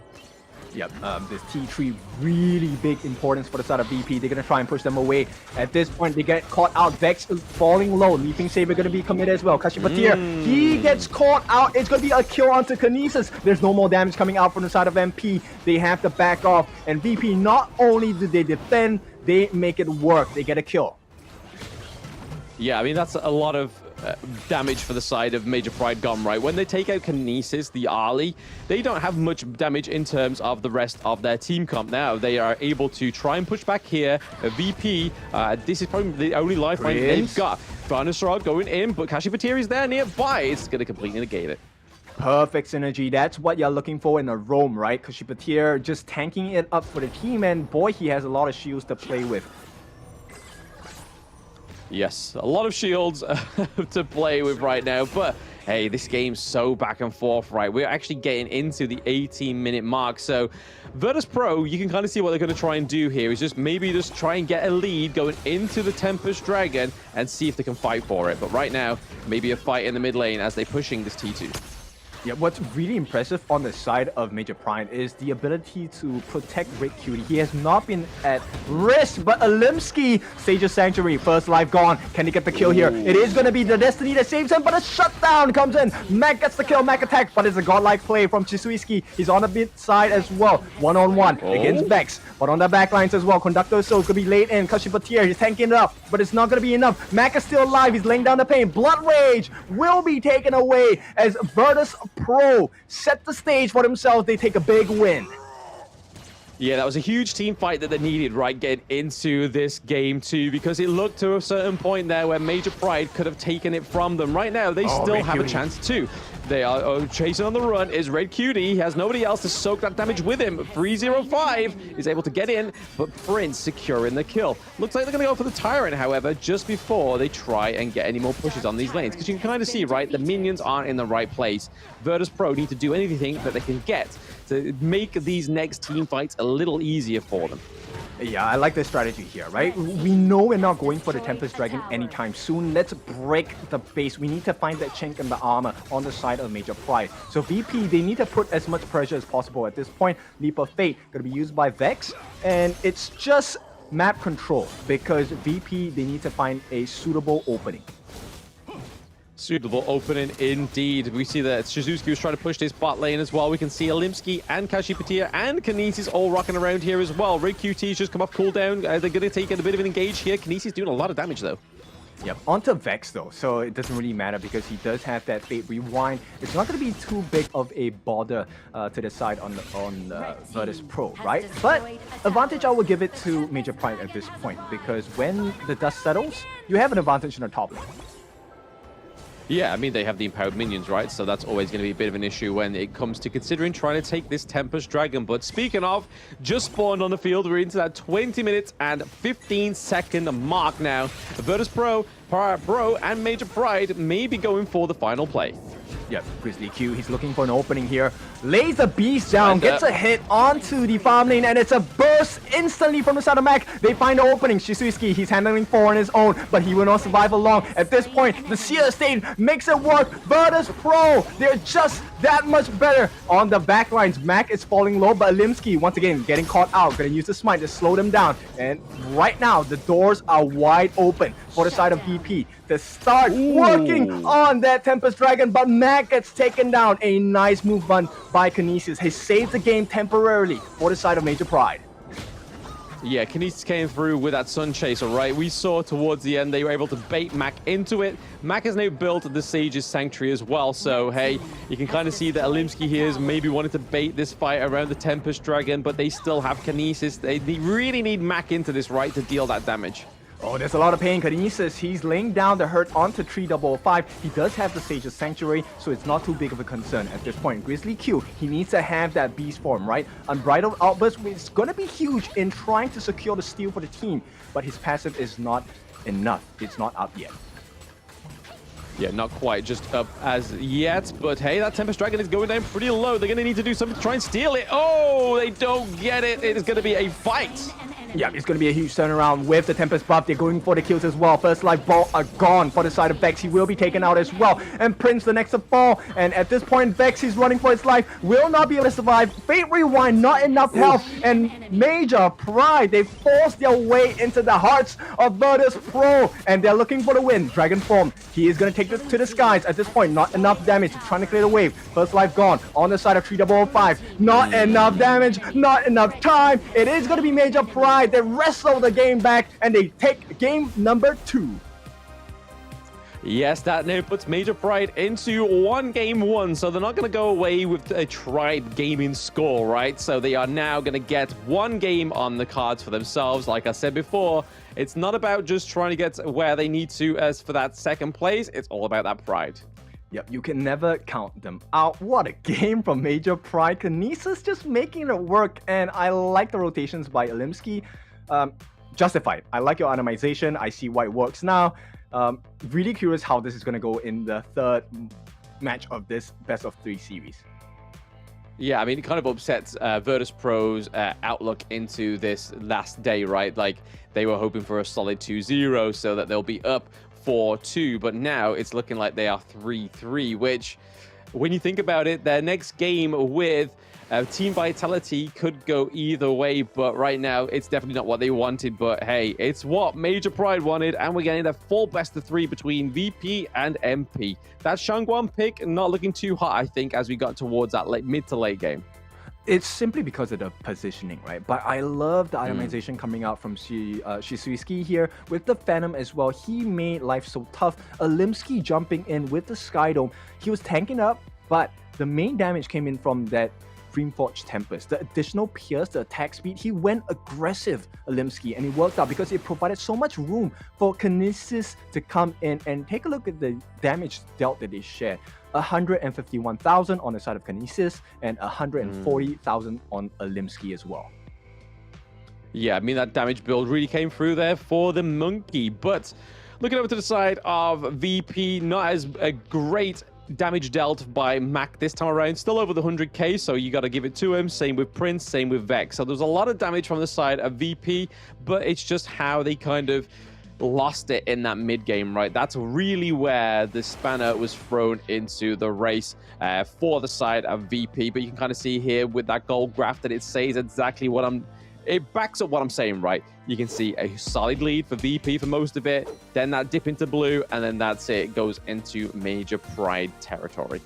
Yep, they were having a good lead, right? And at this point, it always came down to how Prince was playing it. They always found an opening. The finishing stroke was on the point. But as the game goes later, this is where Prince kind of falls off because you don't have that huge burst potential anymore, especially when the team starts clumping up.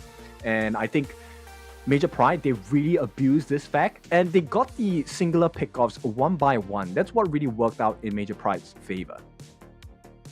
Yeah, absolutely. They were able to pick off the likes of Mac on the Lung, especially when Kinesis got that Sun Chaser as well. Just gave him that little bit of extra range, was able to just kind of keep him at a safe distance from Mac, but also give him the range that he needed. Whereas we don't really see the Sun Chaser come through for Lung, right? We saw that most times out of 10, in that earlier mid game, that when Mac was using the Infinite Vastness, that Kashi Batir was always calculated with those cannon blasts as he landed. Whereas towards the end, Mac decided that he was able to try and use it to get out of the range of those cannon blasts. And I think it was just a little bit too late at that point, a little bit too many falls for the side of Virtus.pro. And here we have the MVP of the game, Alimsky, with the Menki here, 140.2 thousand damage. He was one of the core reasons why they won that last smite of the game, just at playing it to a T, right? Nobody on the side of Virtus.pro was able to get the smite off, even when they had 2. Absolutely. I mean, the Monkey pick was great. We've always seen it do wonders, especially with the Dream Roll. But like we saw towards the beginning part of the game, where he first built the Shadow Ripper, went for the attack speed boots, we knew that we were in for an Alimsky treat, right? He was basically saying, hey, look, guys, I'm sick of being second best. I want to be the carry. And with these stats, he really achieved that status. Yeah. Now, this is going to achieve 2 things. Number one, it's gonna make VP a little bit scared, but more importantly, secondly, Vitality might be quaking in their boots as well, because Major Pride, they have the standard. They do have the standard. They have the potential. They've taken a round off Virtus.pro, which they didn't manage to do yesterday, and they could do the same for Team Vitality. So that could still make things a little even for the end of this day 2. But that was a great game, guys. We are going to be going into a game 3, so we're going to take a quick break before then. So don't go anywhere, chat. We'll see you soon.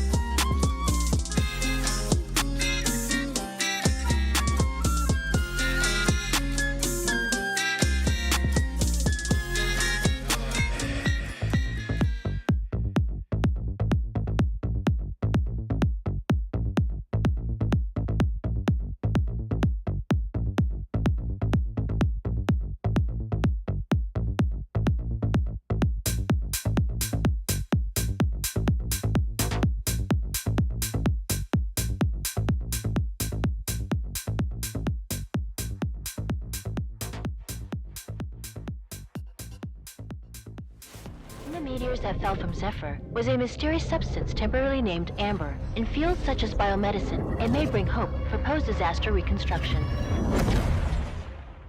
The possibility that they're still alive is practically zero. This is our only chance to save them.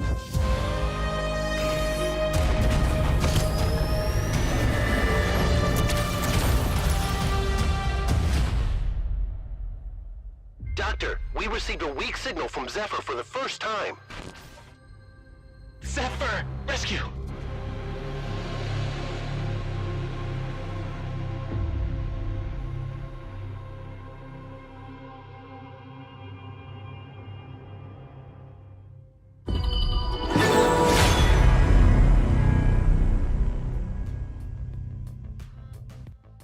Welcome back, everybody. After that little bit of an upset there for Virtus.pro, not quite getting that 2-0 I think they were hoping for there, but Major Pride finally getting a win in a game. Yeah, it's a big result, right? And it really makes today really exciting because we want to take a look at the possibility that Vitality, this lead doesn't seem so strong all of a sudden. Yeah, no, you can only hope that they're going to go through stronger and try and take the 2-0 for themselves. But hey, anything can happen, right? No game yesterday, other than that 6-minute finish, was completely dominant. I feel like that it could go either way for any of these three teams. That's right. So we are going to go into the last game of this series, and I cannot explain to you how much I am quaking at this point because it really could go either way.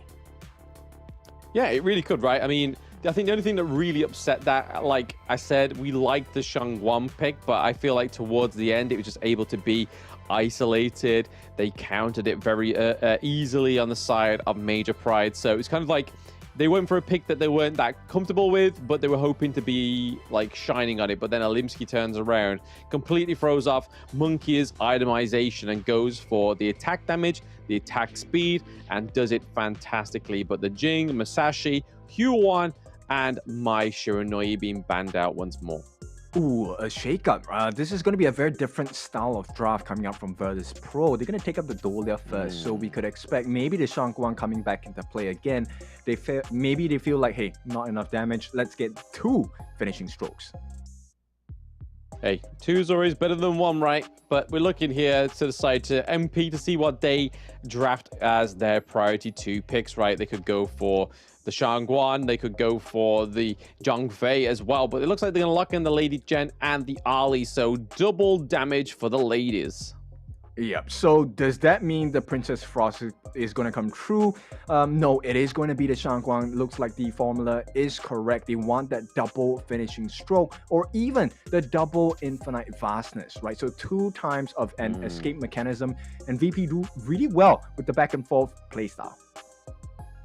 Yeah, I think it's the first time we've seen Grizzly Q on Dolia as well, right? So it's going to be a different hero for him. Maybe it's a hero that he's a lot more comfortable with because, hey, when everything's riding on this last game, surely you're going to pull out things and heroes that you are going to be much better on than just like, hey, it's available, we'll take it. Yeah, and at this point, you know, I'm looking for a little bit more tank from the side of VP. I mean, Ogren, good tank, decent tank, but it just didn't do the job, right? Vex was kind of struggling on the Hano once he encounters a 1v3 or even a 1v more situation. Yeah, I mean, the Motsu, right, was great at locking down Mac on the lung. When that Infinite Vastness came back through, he put down the Cannon Blast, and then it was basically negating Lung to do any damage as he came back down, which is normally where he kind of shines, right? He either uses the Infinite Vastness to disengage or re-engage, but at that point, it's always when he lays the smack down. But speaking of smackdown, they take the Elaine off the table, but rightfully so, because Shizuki laid some pain on that pick. Oh yeah, for sure. And they're gonna take out the Mulan as well from the side of Major Pride. I like that. There's a lot of control, a lot of burst damage potential coming out from the Mulan, and they don't have the ability to deal with that, especially if Arlie gets caught. Now, at the same time, VP gonna take out the Menki, and I think this is a very disruptive ban, and it's a Luna ban as well. That would have worked perfectly on the side of Major Pride's draft. Yeah, it would have worked perfectly, but it also means that it opens up the Clash lane to be the Byron, right? Which we know Shizuki is very good at. So I reckon we could see the Byron come through into the Clash lane, or they may pick up the Orgrin for the jungle. But right now, it's going to be a bit of an interesting one because obviously they can't have the Monkey, they can't have the Huan, they can't have the Jing. So let's see what they go for, and it is the Byron. Okay, so stock standard, we know why they picked this. Byron, very tanky, able to dish out a lot of pain as well. So what is the consideration for the side of Virtus.pro, right? 3005, I think he's feeling a little bit stressed at this point. Now, flex pick, Orgrin can go into the jungle, can go into the Clash lane as well. So we'll see what the last pick is for the side of Virtus.pro. What do they want around this draft off with? Yeah, I'm kind of hoping that the Orgrin's going to be into the jungle. I feel like Vex plays it better than 3005 does. I mean, it was a great way to sort of zone Major Pride in when we saw that 3005 played it, but when he was on the likes of the lane or something a little bit more kind of like get in, get out, he's able to do a lot more. But it looks like it is going to go over to 3005 once again, and then Vex is going to go for the Kaiser. So Dolia and Kaiser combo coming through. Okay, so they want to provide as much room as possible for both the Long and the Shangguan as well. So I like the idea. Not as easy to execute when you're going up against a Morton and a Byron, right? And especially against a Lady Chen, because the catch factor from the side of VP not exactly super strong as well. Absolutely. I mean, they're looking for their jungle, right? So it's going to be a little bit of a different one. Maybe they go for the Lamb this time around.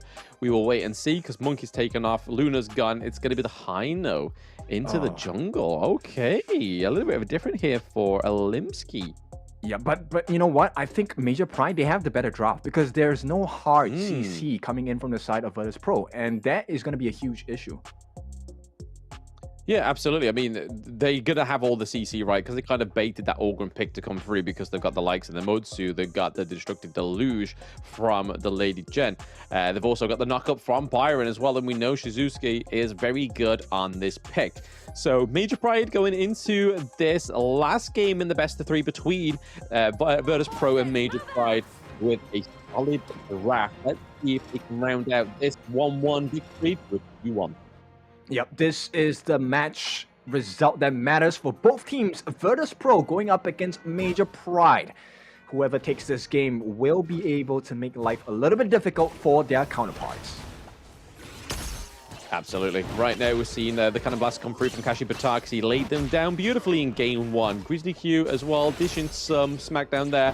A little bit of trade, a little bit of a blow between the supports. Yeah, and the mid lanes as well. Looks like it's going to be Red Cutie who takes up that River Sprite. I'm not sure. We'll see how that EXP goes. Yes, but Mac already been pinned down here. The Cannon Blast now coming down into the farm lane. So again, we thought that Kashi Patir was just a one trick on the Zhongfei, right? But I think his Motsu performance has been even more stellar. Oh yeah, for sure. The Cannon Blast has been on point, and it's been what's changing the game for the side of Major Pride. But Kashi Patir getting caught out. They're looking for an early kill if they can. That's a lot of damage coming in from the ink of VP Brains. Yeah, good rotation there from VP, not actually getting anything from it just yet, but a very damaged Kashi and a very damaged Kinesis. Cannon Blast coming through onto Mac once more to try and stop that push into the T1, but Vex, got to make sure you don't get caught out early with this Kaiser, because it's kind of like you have to get the farm, right, in order for the Kaiser to be optimal. Oh yeah, for sure. And with the Hano pick as well, this is going to be very clinical in a sense where if the Scepter of Fate touch you, it's going to be a tough situation to get out of. Yeah, I mean, he's got the safe distance to actually throw those scepters from, right? He's got the aid of the Cannon Blast, the Destructive Deluge as well. So he has a lot to hide behind. But I can imagine that we're going to see a very aggressive Hino from Alimsky, because that's the only way he knows how to play, is play very aggressive into those team fights. Yeah, it kind of forces you to reposition and stay away from the fight for a couple of seconds, right? And those couple of seconds going to be very huge, especially when you have such a damaging draft from both ends. Yeah, absolutely. Right now that there is a goal difference going into the favor of VP. This is just a natural thing that happens, right? VP always takes a little bit of a lead, kind of lose it, but then they try and get that first blood like they have in the past two games. But right now, it's not looking like it's set up for anything just yet. We're going into the 3rd minute, right? So not quite yet a neutral objective territory. So we'll see what they can do here onto Olimsky. Not enough damage. Yep, just a hair shy on the side of VP Prince to get that finishing stroke last few hits in. So Olimsky, he walks away scot-free. Yeah, gets all the health back, goes up to the Crimson Golem, and he's looking like he's going to farm it back for himself again. So that was a nicely placed position, right, for his Faith Recall to be like, hey, I know where I want to go back to. I'm going to stick into this mid lane, get a bit of a farm, and then go back to my Crimson Golem when it's back up. No, very different mindsets between 3005 as well as Shizwisky, right? So Shizwisky, he's going to go with the Meteor, and at this point, a little bit more aggressive because Nettle Gauntlet is the item of choice for 3005. He wants to survive fights a little longer. Yeah, I mean, we saw it in the last game, right, that the Ogre was a little bit underpowered in the whole of those team fights. Like, he didn't seem to soak as much damage as he normally would, right? But most times at 10, when you see people play the Ogre into the Clash lane, they generally go for more attack damage over the defense. But when you've got this kind of draft like the VP has, you kind of want to have a second line as well as the Kaiser, right? Because if Kaiser can't get in and Ogryn can, you want to be able to soak that damage so that your backline can then try and get into where the Ogryn's at. Okay, a little bit more patience from both ends, right? Nobody is just approaching that neutral objective just yet, but Vex will start to make his way. Likewise for the side of Olimsky. This is going to be the first of a long extended fight for sure. Yep, they're going to reset the Tyrant for now. MP looking to still commit here. Grizzly as well. We see Shizuki looking into the backline of the mid lane there of the Brush. Yep, and it's going to be damage coming in. The steal potentially coming in. It's going to be Olimsky. He secures it, but can they survive the fight? That's the big one. Fate Rewind going to be used at this point, but being chased down by Vex. They secure that big victory in the neutral objective, and they get out safely. MP, this is a good lead. A good lead for them, but the gold is still neutralized, right? So they need to do something to gain that from the side of VP. VP right now are doing a great assault onto the T1 right now, and it looks like they're going to secure it. So they don't get the Tyrant, but they get that everlasting T1 down. Okay, so there's structural damage, map control, but Azure Golem going to be threatened by the side of Olimsky. They will push him away. 3005 gets the pop of passing. Here we go. Is there enough damage? There's no more armor for Olimsky. First blood goes into the hands of VP as they take control. Yeah, very nice. Well played there by VP, getting the first blood, as they have done for the past 2 games as well, but not quite done yet. Shangguan getting the final stroke. Oh! It's going to be a trade out there. Flash as well as the Storm Strike just to get the kill. Prince does have the Insatiable Tomb at this point, so it's going to be a big win for the side of Virtus.pro. They did lose Prince, but they still gain control because right now, 2 T1s taken respectively from the top and the bottom as well. They're looking for more. Shizwisky is going to tank up a little bit of damage, but the T2 under fire once again. Yep, started from the bottom, but now they're at the T2. Actually, a very damaged T2 as well, right? So it's not like they just delivered the minions and done nothing with it. They're able to get a lot of damage onto that T2, which is a great trade. Yes, they lose Prince in the process, but they get the T2. Almost. Yep, now, it's going to be a tough situation, right? Okay, they get the stuns in, and there it is, a burst damage. It is going to be a kill. Red QE responsible for pulling one back on the side of Major Pride. Yeah, Prince once more getting caught out again. It seems to always be, is it Grizzly Q's them to get caught out too often, or is it Prince's turn? But it seems like it's Prince's game to take the L's this time. But hey, if you're getting objectives from it, why not? Invisible Warrior going to be dropped down. Vex tanking quite a bit of damage as well. Where's the refresh? Not going to be able to take it just yet. They successfully defend the mid tower. And take a look at the wave pressure coming in from VP. Once again, side lanes are being pressured in. And Major Prime unable to find an opening just yet. Yeah, but that's where they kind of struggle, right? Once they find it, though, that's when they shine. Right now, they are very good in terms of the lane priority on the side of Virtus.pro, looking to go in for this mid lane. Prince a little bit diving too deep here. Yep, taking some shots coming in. Destructive Deluge going to be laid down. The Wall of Ice going to stop the aggression for a bit. And here comes the Cannon Blast coming in from the side of Kashipatir. Really important that he gets it, but here comes, that's 4, 5 members on the side of Virtus.pro. They're looking for an opening. They get the kill onto the Bion as well. Conductor Souls just to be safe. And once again, Virtus.pro, they just take the W against Major Pride. Putting the P in Pro right now is Virtus.pro. They're able to get that kill into the Clash lane. Not quite still securing that T2 though, but those minions are rocking around just on time. The delivery for damage has come through. It looks like VP are going to try and take an Overlord here as well, because hey, while the wound's open, why not do more damage? Yep, that's why you have the extensive map control, right? That's what you need to do to get openings around the map. And with that, that's a healthy lead coming in from Virtus.pro, 3,000 ahead. Yeah, it's basically where they need to be at, right? They need to just maintain this lead like they did last game, but then they just let it drop because Major Pride was able to get a solid team fight from them. But right now, they're putting the pressure into the bot lanes, they're putting the pressure into the top lanes. That's where it needs to kind of sit. So it keeps one of the side of Major Pride out of these team fights, and it's working well for them. Yeah, it's boxing them in, right? And which is kind of funny because you do have the Immortal coming in from Kashipatir. You would expect that Major Pride are the ones boxing them in, but somehow Virtus.pro is just making it work. Because they've got the control, right? They've got the control. They are happy to just continue pressuring them into almost a one single lane rectangular box, which is that mid lane, because they're putting a lot of pressure into these side lanes, just leaving them be with the Vanguards, but at the same time they're just trying to open up this mid lane, which would be crucial for Major Pride. Yep, they approach the Crimson Golem here. They're trying to go onto Alimsky. He still does have his ultimate at this point. It's going to be a refresh. Celestial Melody onto the finishing stroke, but it looks like Grizzly Q maybe stepping a bit too far forward. Shisui going to be caught out. Finishing stroke will not do the job at this point, but they have exhausted quite a few resources on both sides. So MP, unfortunately, due to the chaos, they lose the T1 in the mid.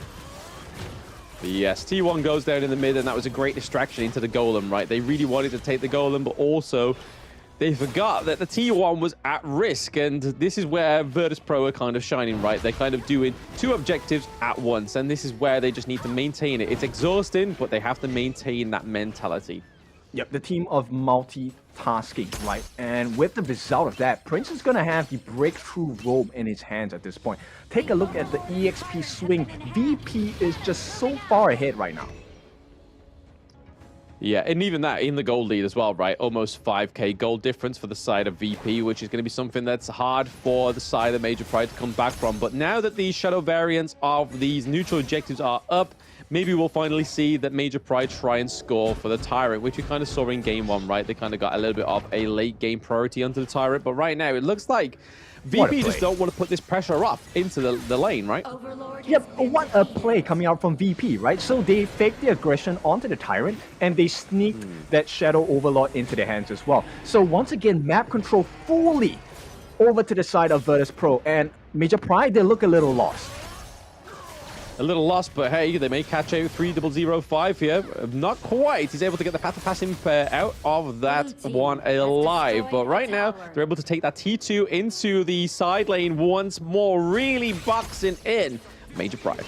This is the best macro game we've had today, just the first game, but Mac just making it work for the team. And here comes the pressure as well. They will not overcommit. Mac falls to half his health, but here comes the stun. Destructive Deluge going to be laid down as well. Major Pride, they hold on, but that's what they're doing right now. They're just holding on.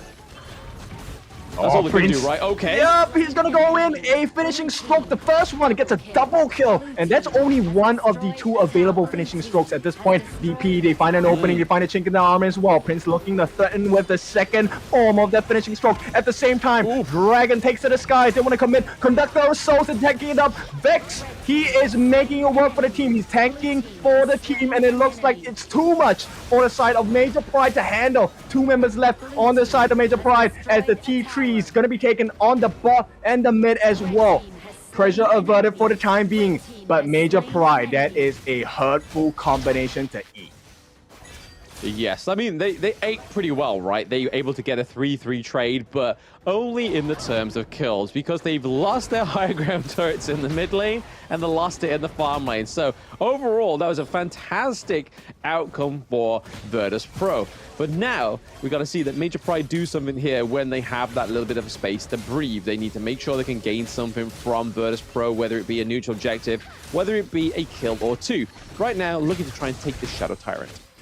Yep, big concerns for the side of Major Pride, right? Because at this point, if you take a look at max damage, his crit steal 1,600, and here we go, Kashipadir, think it's out of the box, but at the same time, Canisius is falling very low, will be taken down. The long-reaching arms of the dragon have hit the mark, and at this point, DP, they have the lead, they're gonna try for more. Finishing stroke gonna be used here, will be sidestepped at the moment, but they have other ideas. Vex gonna push them back away, Cannon Blast gonna be landed down, they stop the aggression midway, and at this point, DP looking so strong. Yeah, Cannon Blast at this point is just going to be used for a little bit of a breather, right? Just a interval for an ability, but right now it looks like VP don't want to give him an interval. Yeah, Prince goes in with the finishing stroke. That's the first of two available. 355 will be taken out. No, the Blood Rage saves him momentarily. They will be taking him out. And at this point, Mac, he will not survive. That's a big kill. A Rampage going for the side of Red QD. But they lose the structures on their base. So it's a barren wasteland on the side of Major Pride. Yeah, you can kind of see that with this aggression from Olimsky, they're trying to track down Prince, just trying to get another kill onto the board, right? Because if they're able to get that third kill, it's only Vex and Grizzly Q alive. But they don't have any minions unless they can travel this minion wave into the mid lane, get this T1, and start to make a bit of damage for Major Pride. Yep, they have to do so much work at this point. The T2 in the mid, going to be fully open at this point. Slow aggression, but it's necessary, right? So MP, they don't want to overstep their boundaries. They start working back because right now it's going to be the Shadow Overlord open for the taking.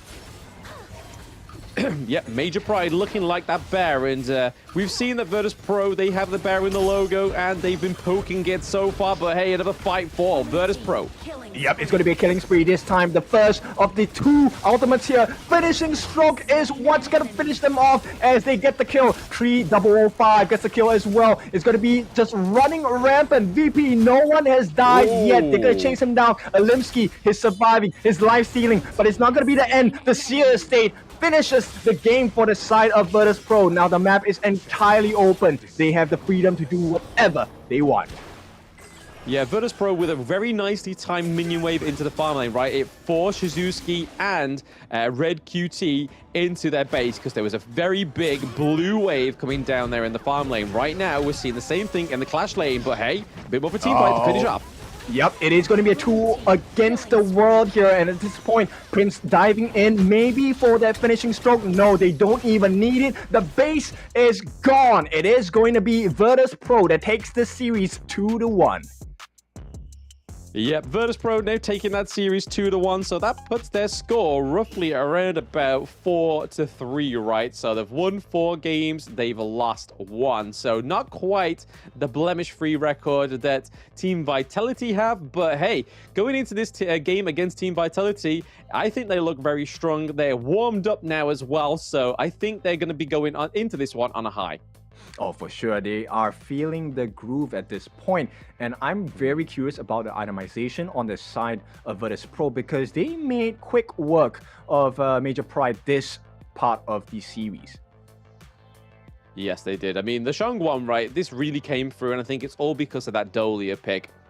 With VP being able to get the Dolia this time around was probably the day and night pick, right? We had the Sunbin in the first game, didn't quite work out too well, but then the Dolia into this one absolutely gave the Shang one a life. And you can see Vex right there just being used as that real big front line, and then you can kind of see that the 3005 goes for that typical Orgrid build, the Blazing Cape, the Eye of the Phoenix, and then goes for a little bit more of damage towards the end there with the Doomsday. But look at that, Mac 11k, not even 6 slotted. Daybreaker had not been built. Yeah, this was just a Prince show all the way, right? Enabled by Grizzly Q, enabled by 3005, because they tanked so much for the team, and even tanking, right? So they spread the damage out across the team, and taking up 32% of the team's hero damage. It just was the Prince show because of the refresh Celestial Melody into the finishing stroke over and over again. It really was that killer blow. Yeah, killing blow indeed, but you can kind of see here from that gold graph, a lot different from that game too, right? There was a lot of flickering to and from between the two teams, but VP gained solid control at around about that 5-minute mark. It was teetering on the edge there pre 5 minutes, but after that, like it's going to show in this highlight reel, the difference between VP of Game 2 and VP of Game 3. It is like, we've just witnessed another team play, right? Yep, a night and day, right? And of course, with this reference, we will be looking for a performance as they put up a fight against 90 on the Clash lane. Curious to see how 3005, after this performance of a killer strike against Major Pride, how's it going to go in the next series? Yes, I mean, we'll have to take a little breather before we get too a bit excited by ourselves there, Kim. We have to wait for the break just like everybody else. But hey, just look at these highlights, man. Really showing these solid team fights from VP. So it shows that they have the potential right in these team fights. So they just need to believe in themselves a little bit more. I don't know if it's a sense of belief in themselves that they need to sort of have a bit stronger in, or just their abilities. But right now, you can kind of see that it's proof in the pudding, right? They're able to do it. They're able to take these really good team fights, very multifaceted team fights when it comes to having the macro pushes and the minion waves, having the team fights go in their favor. And just as we can see, the kind of the game end out there, and the MVP is going to be Prince on the Shang-Guan. And I don't think it would have gone either way, right? I don't think Kin would have been casting in this next match if that was not the MVP. Oh, for sure, man. Prince, this was a absolute perfect performance enabled by the draft as well as the playstyle of Virtus.pro, right? So everyone's tanking for the side of Prince, and all he had to do was to go in with the finishing stroke as well. So multifaceted moves for a multifaceted team, the team that showcased multitasking at its best. No, we're not just doing one thing at a time. We're doing 3, 4. Take your base, take your buff, take neutral objectives. Everything for the taking on the side of Virtus.pro. And that's the winning condition of Honor of Kings, right? Is making sure that you're doing multiple things at the same time, because it's such a quick-paced game. It's not about getting kills on the board and then thinking, hey, we've got some kills. Great, amazing. Now what should we do? It's like, hey, we've got kills. We're having a team fight. We're getting turrets. But what we are getting right now is going to be a short break, guys, before we get into match 2. Probably the deciding match of the day. If it goes well for VP against Team Vitality, we shall see. Don't go anywhere, guys. We'll be back quite soon.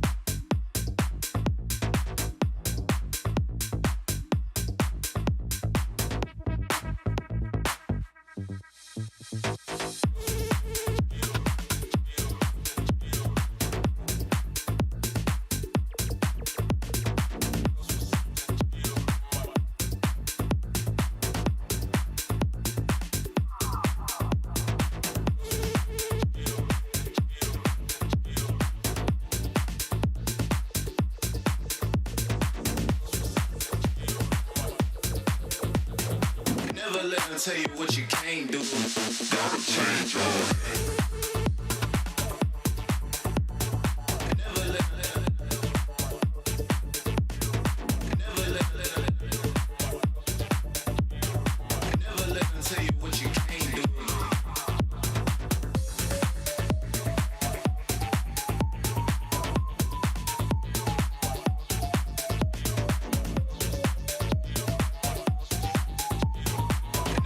Tell you what you can't do, can't do, can't do.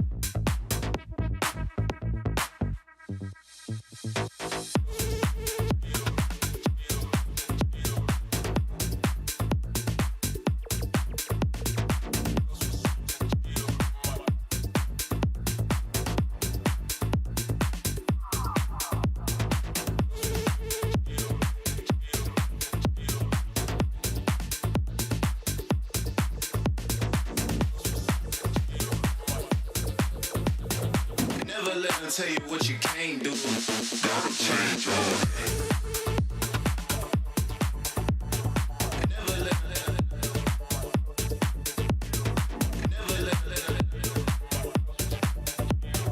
Never let them tell you what you can't do.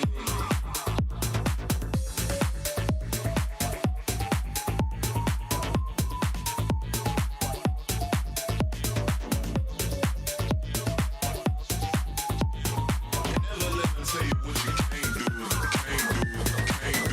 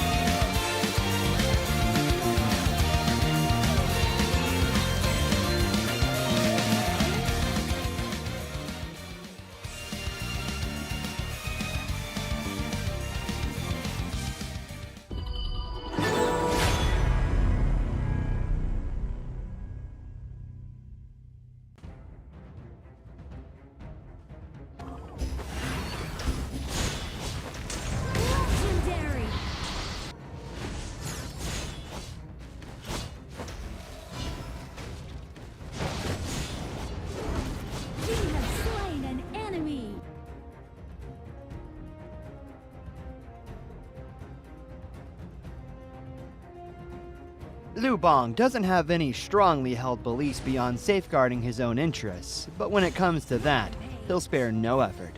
This is his passive skill, which automatically grants him a stack of mark every second. At a certain number of marks, he gains an enhanced basic attack. This is his main damage skill. It enables a shield that deals damage to nearby enemies either when it expires or when he manually disables it. His skill 2 provides movement and crowd control, letting him charge forward to damage and stun enemies in his path. Lu Bang's ultimate is a teleportation skill.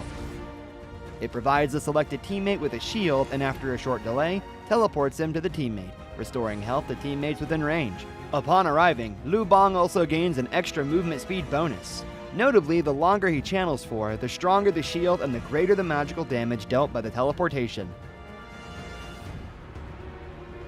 This combo is great for protecting teammates that are being overwhelmed. First, select a teammate to provide them with a shield. As he starts channeling his ultimate, activate skill 1 and wait for the channeling to finish, or tap the ultimate again to teleport. Then, use skill 2 to dash and stun enemies, followed by stage 2 of skill 1 and an enhanced basic attack to deal burst damage. This combo is mainly used to protect your team's carry. It utilizes the ultimate shield and magical damage to help teammates block fatal damage and gives them an opportunity to counterattack. Note that stage 2 of the ultimate can be used flexibly depending on the situation of the battle, though it is most often used to provide emergency support or to retreat from combat. At the start of a match, Lu Bang can choose to clear his lane with skill 1.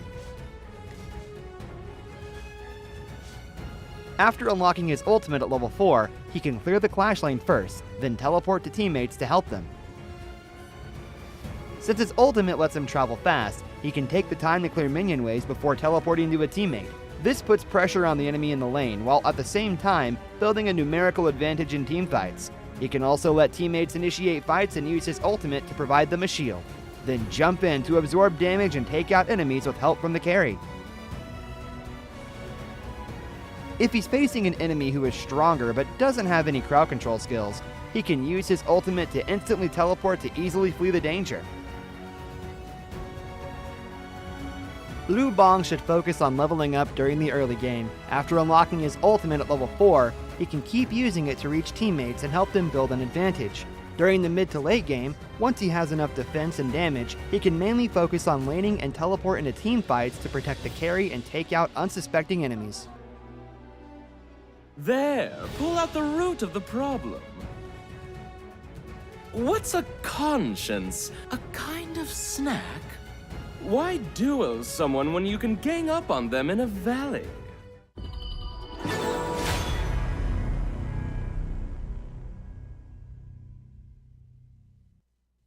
The meteors that fell from Zephyr was a mysterious substance temporarily named Amber. In fields such as biomedicine, it may bring hope for post-disaster reconstruction.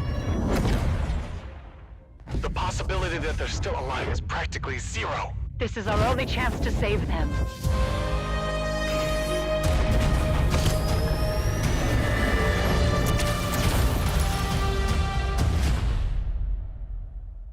Doctor, we received a weak signal from Zephyr for the first time. Zephyr! Rescue!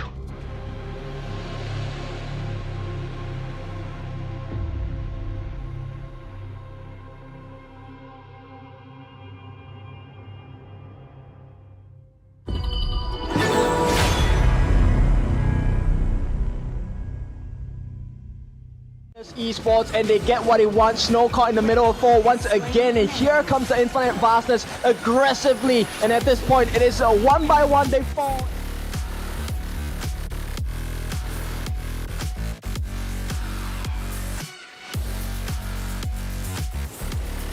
Duel to death, he kills Kakarot right away. He wants to go for more. He's chasing after them with the Nine of us jumps in once again, will not survive the fight. A Vanguard shoots, they fall, and his influence rage. Okay, caught in the middle of 4. 5 is all of Fearless Esports, and they get what they want. Snow caught in the middle Side of Chaos, and down goes a John Fei. So there is the backbone. We could still see a steal here. Who's it going to go over to? It does go over to the side.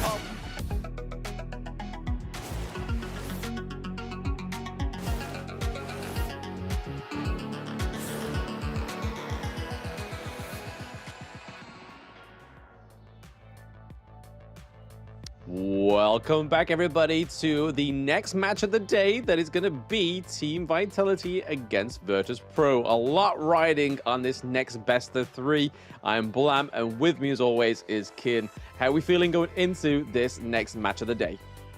Anxious, because this is going to be a banger of a series. They both understand what's at stake here. Winning this series 2-0 will put either of them at the top of the table, essentially securing that slot into the Honor of Kings Championships 2024.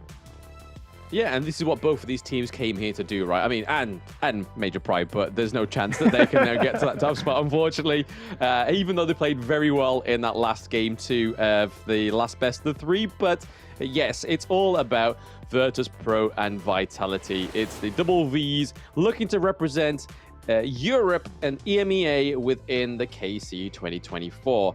So that is your next match. And then after that is going to be a little bit of a filibuster depending on what happens in this next game. So Virtus.pro going against Team Vitality, and then Major Pride are coming back onto the Gorge to maybe try and take a round from Team Vitality. So they can walk away and say, hey, we took a round from the partner teams of Europe. Yeah, and you know what? Major Pride could be a major pain to the side of Vitality with that last series of the day. But we have to get through our second series of the day. Everything is riding on the line here for both teams. I want to see how it's going to be like. Let's introduce Team Vitality. Blam, why don't you take this one? Absolutely. We've got 90 in the clash lane, City Boy in the jungle, Highland in the mid lane, Shanks in the farm lane, and then Winter is coming in the support role. Winter obviously being the newest member on the team and has fit in fantastically. Oh yeah, the synergy has been unparalleled so far, right? And I have high expectations, high hopes for Vitality. We have seen them in the much bigger world stage in Saudi Arabia, Riyadh, right? Where they took on the strong opponents in the Esports World Cup. This time, they're going to be facing foes of similar caliber in Abu Dhabi, all the way live there. Yes, but this is their opponents right now. It is Virtus.pro. We've just seen them again last time, and it is 3005 Vex in the jungle, Prince in the mid lane, Mac as the farm, and then Grizzly Q in the roam and support role. Yeah, so strong showing from both teams, a better performance from Virtus.pro today, but it has been a stellar performance from the side of Vitality yesterday. So let's see, right? Do they have the momentum from day one, or are they still kind of getting into the groove? And with that, bans and picks have started, and VP get the Mai. Ooh, VP get the Mai Shiranui. So Prince once again getting that flashy mid lane for himself. But the thing I'm really interested in is Team Vitality with the Dolia. We've already seen Virtus.pro with the Dolia. Now Vitality get it. This is going to be interesting. Yeah, and Highland has the Shangguan opening. But at this point, ban stage, will VP take it out? I mean, they may do, right? I mean, you know, it's not many times we see the Mai Shiranui go against the Shangguan, right? So it's probably going to be the Lady Jen coming through for the side of Team Vitality, whether they want Highland as the carry or they want him on the Princess Frost like we've seen him before. But right now, they've got Shanks on the Lung, which yesterday held a very promising performance. Oh yes, and they're going to ban out the Lady Sun and Arlie. So two of the easier to handle Lung heroes. And it looks like VP, yes, they will go through with it. The Highland Shangguan not going to be available this time. Yeah, they've gone for the Shangguan just in case, and obviously they've taken out the Hino because they know Highland can carry, right? Like I was saying yesterday that he can play both of these hero kind of playstyles, either be the supportive, utilized mage in the mid lane, or go for these assassins, become the sword rather than the shield of Team Vitality. Oh, I like this ban coming out from Vitality, right? They're going to take out Ho E. The Blazing Sun, no, the Burning Sun arrow, not going to be available, but it's more of the consistent damage that he's going to do over time. Yes. That's the real pain for the side of Vitality, especially when you have Dun in your lineup. And VP finally going to conclude the last ban with the Princess Frost. So, Lady Chen, I guess. Yeah, Lady Chen is still on the board, and I don't think there'll be another pick for the side of Team Vitality to go for unless they decide to go for a Ganon Mo, but we've never seen Highland go on the Ganon Mo, right? Obviously, he would have dual the amounts of blades to throw out. Those couples blades would not be short. But I'm really surprised that they haven't gone for the Kaiser on the side of Team Vitality. We know that City Boy loves to play the Kaiser. They have the Dolia as well, paired with that Kaiser. They go for the Dune instead. Again, still a very tanky hero. I have no qualms with this pick, but it seems like they're missing out a bit of a trick there, not going for the Kaiser. The Elane's still up, so I can imagine it's going to be Elaine in the Clash lane, right? Yep. At the same time, VP pick up that Tier, and it's a 50-50 for me, right? Because we have seen spectacular performances, but they we have take it also from them. seen the Tier fall short. So Elaine, final pick to wrap up the VP lineup at this point. Yeah, I thought that would have been the go-for pick for the side of Vitality, because obviously that dual Death on Sunset, we've seen it many times before, where you can engage with it, disengage with it, thanks to the Dolia giving over more than one. But right now, you can kind of see the focus for the Dolia is going to be on the Infinite Vastness, right, onto Shanks, because he's played it very beautifully before. So he has that disengage and re-engage, and disengage and re-engage again. So he has the double dragon form. But right now, it's looking pretty well for VP, right? They get the Hugh Huan, which has been a big pick for Vex and a big pick for most teams, but it's going to be Nighty getting the Byron. Okay, so this is big for the side of Vitality, right? Nighty is going to be in charge of catching out members on the side of VP. And we already know he's very proficient, very good at doing that. So it's a big concern for the side of VP. And boy, we have a game on our hands. Yes, we do. I mean, we expect nothing less, right? Because we saw these two go at it yesterday. We had one game that went the full miles in the Honor of King's Gorge, where we saw the Tempest Dragon, and then we saw a game that didn't quite go that full distance, but still was a lengthy game nonetheless. It wasn't quite that 6-minute defeat that we saw from Major Pride against Team Vitality. So Virtus.pro definitely putting up a bit of competition here for Team Vitality, but nonetheless, Team Vitality still took both 2-0s yesterday, but it's just how they got them. It wasn't as clean as I thought it would be. But now, getting into the Gorge for the last time, potentially, is VP against Team Vitality. Yep, the last chance they show up, they have to make it count. And right away, you can see the focus on both teams, right? They want to make that win on the Clash lane on the top, and it's all about the mid lane rotations for the side of Vitality instead. Yeah, we see that I thought they probably would have gone like neck and neck, that the farm lanes may have switched around into the mid lane or vice versa for the assassins, but hey, they're going to stick around into that bot lane, right? So Duranji going against the Shanks on the Lung for the first time around. I think it's the first time we've seen Mac on the Duranji, isn't it right? Yeah, I think so too, right? And at this point, VP have a better rotation. They managed to steal away one of the Tusk board camps from the side of Vitality. That's going to dwindle CT Boys' farm for a little bit. Yeah, just a little bit. It's just a little bit of a upset for the side of Vitality, right? But when you're playing this Hugh Huan, you kind of want to play it very aggressive. But I like to see Grizzly Q on this Modsu, because if it gives us the same flavors as Kashi did in the last best of 3, it could be trouble here for Shanks, because the way that Kashi placed those cannon blasts down when the Infinite Vastness came off was huge. Okay, and Vex might be the victim here. A lot of damage, and this is where Vitality are at the strongest. First blood goes into Vitality's hands. They take the lead. They take the lead, but it is a quick trade for Highland as well. So they lose Vex, but pick up Highland. That is Prince on the Shangguan. We see the Wind Slash come through, not quite connecting onto either of the side of VP. But for now, it is 1-1 in terms of the kills. Okay, so big benefits for both sides, right? So City Boy, he's going to have a huge lead against his own counterparts in the jungle. At the same time, Prince will have a bigger burst against Highland. But Highland does have the Ocean of Tears to kind of play around with that iframe.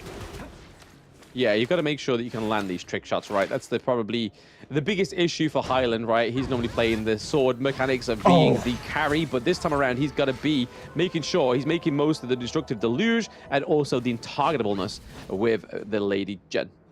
Yep, that was a huge miss by the side of Prince there. The WEU engine didn't really make the cut there against Highland, so Highland makes it out safely, will not be pushed away from the lane. At the same time, you can see City Boy already having a lead. Slight EXP against Vex, and here comes the stun. Oh, everyone onto damage, but it's going to be the Unruly Blade. He's going to make it out safely. Here comes the Wave Breaker along with the ult as well. So Vitality, they know what's at stake. They know what to do to protect everyone on this side of the team. Yeah, looking like a very strong early game from both of these teams. Right, Vitality just ahead by about 400 gold, which is not a lot. It's basically a death. Oh, speaking of death, Mac almost going down there. Yep, a little too close for comfort. This is going to stop the aggression and stem the bleeding on the side of Vitality here. Shang's going to be healed up once again. Nice Cannon Blast, but Winter kind of cancels that out with the Wave Breaker as well.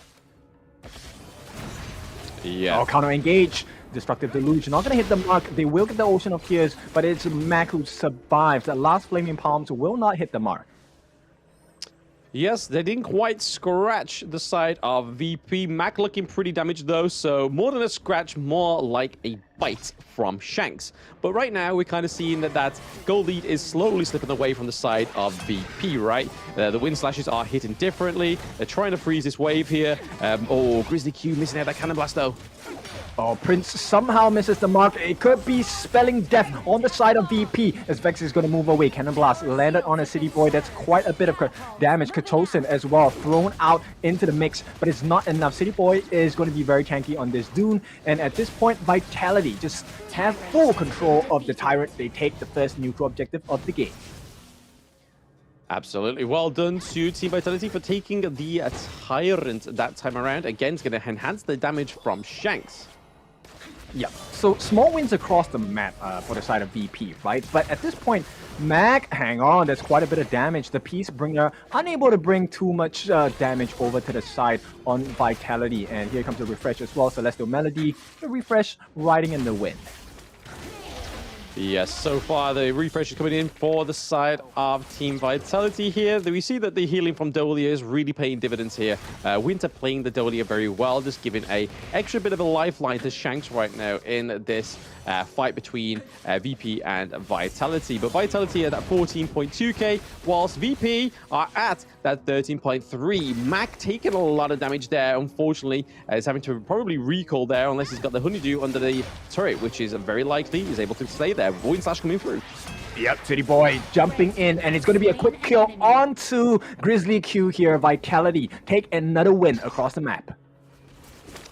Yep, so far for the side of Team Vitality, taking out the kill onto Grizzly. He got a short demise there, but they're still not happy with that. City Boy goes in with the Unruly Blade over the wall, maybe potentially taking this T1, and yes, they get it.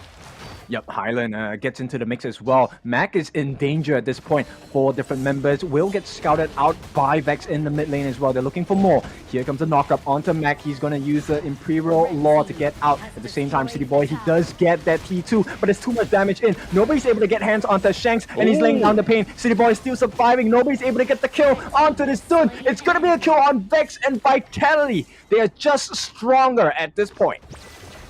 Yeah, Vitality going for that same kind of method they did against Major Pride. How they got that 6-minute victory was by storming that farm lane. They knew that was the weakness, right? And with the DRNG, that is definitely the weakness on the side of VP. We haven't seen Mac on the DRNG. Takes a little bit longer to actually get any kind of utility. But right now, Vitality helping themselves with all that farm. Yep, they swing the door open onto the jungle side of VP, and they help themselves. That's going to amplify the farm pretty fast. Right now, 3,000 ahead, and they're going to start working on that Overlord as well. Yes, the Overlord going over to the side of Vitality would be pretty huge, and that already kind of assesses that the gold lead is happily over to the side of Team Vitality right now. They're up by 3k gold, which again, when it comes to these team fights, having that 3k gold lead is already huge, so it's going to take a lot for the side of VP to try and take these team fights in their own favor. But Grizzly Q looking at a very low level there, same as not far behind Windsor, but still, we need to see those cannon blasts hitting differently, right? Oh, what was that? Grizzly Q actually committed, I think, inside the box. That's going to be horrible for the side of VP. Now, they have to do quite a few things at this point. Giant's Grip already close to completion for the side of City Boy, and unless they can stop his farm, it's going to be a tough game for the side of VP. maybe he was thinking outside the box with the think inside the box. Maybe that's where he went wrong. Yeah, they need a little bit more creativity, right, on the side of VP because the problems are starting to stack up on the side of VP. I mean, starting. I mean, they pretty much are stacked right now to the point. Okay, VP Mac looking pretty low. Unfortunately, Highland's not able to get in there any further, but that is... Mac is just taking loads of shots, very unnecessary, like he's always been caught out within these fights. Yeah, you know, doesn't hold true to the word of pain makes you stronger at this point. The stun comes in from Vex with the Tragic Beauty as well. But right now, they're going to try once again. City Boy jumps to the back. Unruly Blade. Here comes the tank on the side of 3005 as well. It's unable to lay the pain. There's not enough damage coming in from VP. Yeah, VP's damage is not quite yet activated just yet, especially with the Maishiro no, you're not having the items yet, but that T2 looking like it's going to suffer once more to Team Vitality. 90 into the back of it, takes Vex, but is that all they're going to take in? I think there's going to be plenty more, right? That's a 90 special, 99 with the Storm Strike as well. Getting the kill onto Vex. Right now, it's a huge amount of pressure. Prince unable to do anything. For the time being, Vitality take the one step back. There's more to be achieved here. I feel like there's like something to be said, like 999, but 999. It's like saying goodbye, 99. I don't know. Some people say a little bit of a cog went on my head there in terms of punniness, but it didn't quite land how I thought it would. But there we go. We need to think of a signature thing for 90 because he is a beast in the Clash lane, right? No matter what he plays, the Dharma, the Byron, we saw him on the Orgrin yesterday as well. So he's been very good at kind of filling the roles in the Clash lane. Okay, they need to have this deal somehow. It's not going to happen at this point, and Vitality extend their lead. It's going to be a 5,000, 6,000, in fact, goal lead for the side of Vitality. A big swing after swinging their arms in the faces of Virtus.pro. Yep, we're currently seeing here that Virtus.pro struggling in this game one, right? This is what happened like yesterday. They struggled with game one, came back in game two with a full 23-minute match, right? So maybe this is exactly the same thing, but it's going into day two, it's not what you want, right? You don't want to be losing a single round against Team Vitality if you are in it to win it, because this is the last time we'll see Virtus.pro on the stage if it goes a 2-0 for Team Vitality. Yep, you know what? But they're down, but you never count them out. And at this point, nice stun, Cannon Blast onto 2. Winter and Highland get knocked for the time being, but it's going to be a Tyrant going into the hands of Vitality. Once again, 4 neutral objectives, nothing to be said on the side of VP. Yeah, nil point, as they would say in France. They have nothing on the board in terms of those objectives, in terms of turrets, in terms of neutrals, but right here you see 3005 almost getting caught in the push there from 90. Oh! Yep, gonna use the Death at Sunset, but once again, Unruly Blade, as well as Ocean of Tears, knocks him up. It's not gonna be enough. He takes the kill. It's gonna go into the hands of Shanks, and it's all, the floodgates are open for the side of Vitality. They sense the danger, so VP, they have to take a step back. T3 on the top, gonna be taken down. More aggression to come. City Boy wants to open more. At this point, the Refresh comes in. Celestial Melody, 99, he gets the killing spree as well. Game 1 looking like it's almost over. At this point, no minions to speak of, but time is of the essence for the side of VP. They have to try and slow this push down, but it's not going to happen. Ooh. It's going to be a full team wipe and ace as Vitality take game number 1. Yep, quickest game of the day today. 12 minutes for Team Vitality, taking a very solid game 1 in this match 2. Almost tripped over my words there, but again, we saw that early game aggression right down into the farm lane just led them to opening up too much of a can of worms on the side of Virtus.pro. They were wide open in the farm lane, just allowed them to sort of gain access from many sides into the enemy jungle, and you kind of saw it with Dune, with City Boy, just helping himself to the enemy jungle. Yep, so it's a story of 2 different grips. Right now, VP losing their grip on that ticket to the Honor of Kings Championships 2024. Vitality, on the other hand, extending their grip and even harder, making it even harder for the side of VP to see that ticket and that flight. Yes, they are one step closer to KC 2024. But when you look at this board, there is not really any outshining performances on the side of VP. I mean, you could call the only one kill maybe the standout for the side of VP, right? Going over to Prince. It was a good trade for the first blood against Highland. But then after that point, it's as if they kind of woken up the giant, right? It was kind of like, oh, hang on. That wasn't meant to happen. And then all of a sudden, it was just like, oh, VP was like, hang on. Our farm lane's gone. Yeah, it's really painful, right? And that's the benefits of picking up a Dune, because City Boy has been on point with the rotations, really quick rotations around the map. And even though Prince stole that first Tusk Boar camp, it didn't really phase Vitality that much, right? Because with all of the map rotations, the map control they had, I think credits to Winter as well. This Dolia pick, very strong because of the wave breaker. It allowed them to soak so much damage in, and when the game goes as far as it did for the side of Shanks, you can take a look at the damage dealt, 46,000 on his own, but the main damage came from that mid laner Highland. What a game. The swing was big. Yeah, even though he was playing that kind of mage playstyle with the Lady Jen, he still seemed to appear as the sword and the shield this time around, which you'll see into this highlight, right? He was able to get the first blood, line that up nicely. He did take the L as a pretty much instant repercussion from that first blood, right? But throughout this entire fight, he was able to just position himself very nicely. Same with Winter and same with Shanks, not actually getting touched at all in terms of these fights. Just being able to lay the smackdown onto VP for the second time. And are they going to take a second 2-0? Only time can tell, right? Yeah, we'll see, right? Because this is a tough one in stomach for the side of VP. They had some potential to be realized, and Vitality just a different class and different breed of players and team today. Now, talking about a different breed, it is going to be City Boy on this Stun. Nobody could handle this jungler at all, taking in a total of close to 70,000 damage on his own. He was the sole reason why the team fights went so well for the side of Vitality.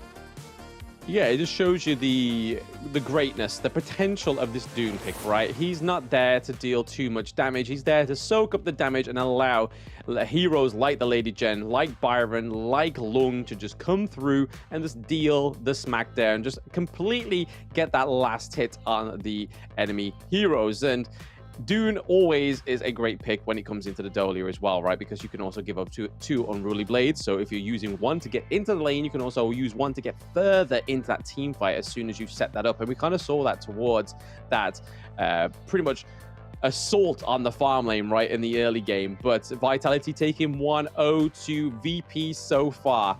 Game 2 is just around the corner, but we're going to get a short break now, guys. So not too long, maybe about 5 minutes. We'll see you for Game 2.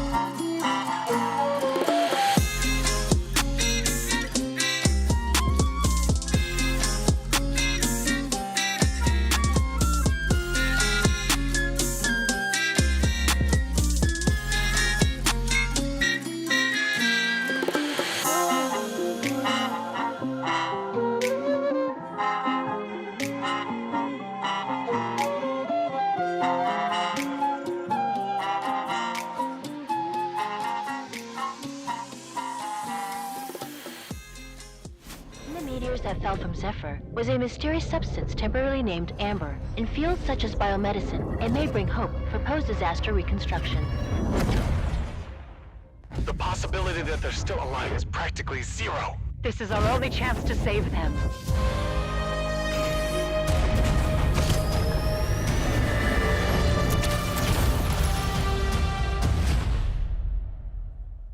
Doctor, we received a weak signal from Zephyr for the first time. Zephyr! Rescue!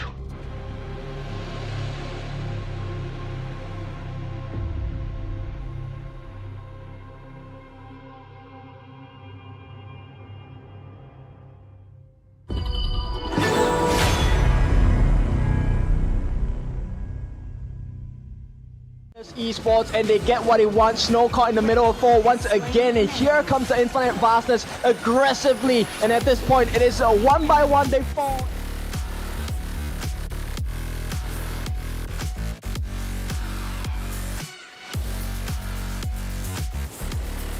Duel to death. He gills Kakarot right away. He wants to go for more. He's chasing after them with the Rhinorus jumps in once again, will not survive the fight. A Vanguard shoots, they fall, and it's Influence Rage.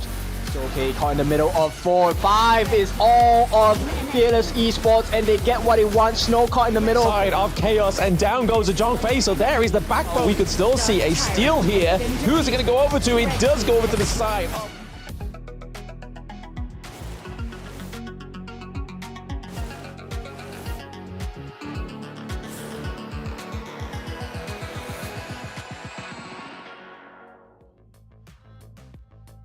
Welcome back into the second match of this best of 3 between Virtus.pro against Vitality. Now, the lifeline is becoming cut short for the side of VP as Vitality. They're going to be leading the series 1-0, and this could be the killing blow of VP's dreams for Honor of Kings Championship 2024. Blem, what do you think about it?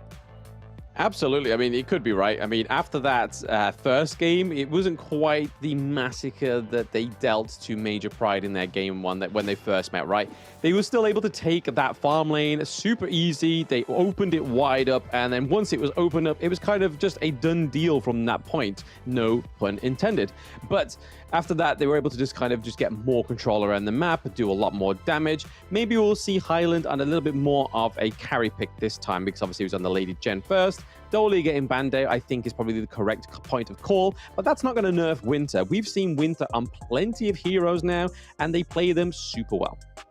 Yeah, you know what, the Taiyan, the Dolia, the Zhang Fei, these are all big picks coming out from the side of Winter, right? And she has been performing at the highest of standards for the side of Vitality. Now, at the same time, VP, they're going to ban out the Hano, but I'm not sure that's going to be enough to nerf Highland, because Highland still has the Shangguan to play around with. So VP, they're going to put confidence in the Yuhuan pick first. Yeah, I think everyone goes to this Huan pick first because they know if they don't, that their team is going to utilize it in some manner, whether it be mid, whether it be jungle. But I don't think we've actually ever seen City Boy play the Huan, right? So he's always on these really aggressive tank front line picks like the Dune once more, and then Ali once again, Shanks picking up that one rather than the Lung. So maybe we'll see Mac pick up the Lung if it lasts the next 2 ban phases. But I suppose this is where you would pick the Lung, right? Second or third pick. Yeah, I don't think you want to allow Vitality to kind of disrupt your picks at this point. They need to give Max something stronger. And at this point, looks like they will focus on the mid instead. So Ziya and Zhang Fei, the Z combo here, nice shields, nice growth, but we have seen the gameplay. Can they actually last to the late game? I think it was the Suya pick that got them to the late game last time, I think, if I'm not mistaken. But Prince, we've been seeing the Major Pride ban this pick pretty much every game against VP as well. So it is one of Prince's favorite picks, it seems, is that Suya, because obviously the Universal Law has a very far range, and then you also have the blessing of being able to get past level, that level cap, right? And then you can give that over to one of your teammates. But it looks like they're going to lock in on Highland, that Lady Gen again.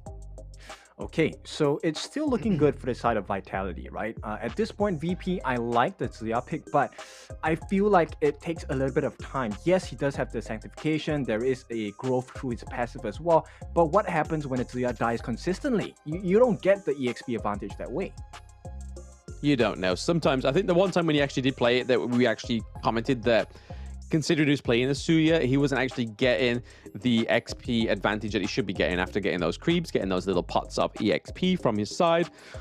We should see how Prince plays this one into it, but taking the Zhongfei for themselves is a good thing because Winter plays that very well, and also taking the Taiyan off the table as well because Orgren is still up, but I don't think it's something that 90 would play necessarily. They still have the likes of the Elaine. Byron is still up as well into the Clash lane. They could probably lock this in on the 4th pick. Yeah, it's a very scary notion, right, for VP if Vitality picked that up. But no, they actually prioritized the Sun Bin first. Interesting, I like it. A very disruptive pick altogether.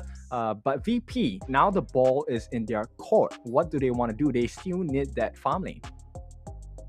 They still need the farm lane, yes, but also do Team Vitality need their Clash lane? But it seems like 90 just always sits in and fills in whatever he needs to, right? Because it's always towards the end where we see 90's picks come through. So it's a clear sort of like indication that 90 just generally can play most things into most roles. So that's a good thing for his playability, right? His ability to just dominate that Clash lane. But right now, VP going for the Shoyu and the Mulan. Okay, so a lot of range from Shoyu, but you also got the range from Suya as well. So very interesting.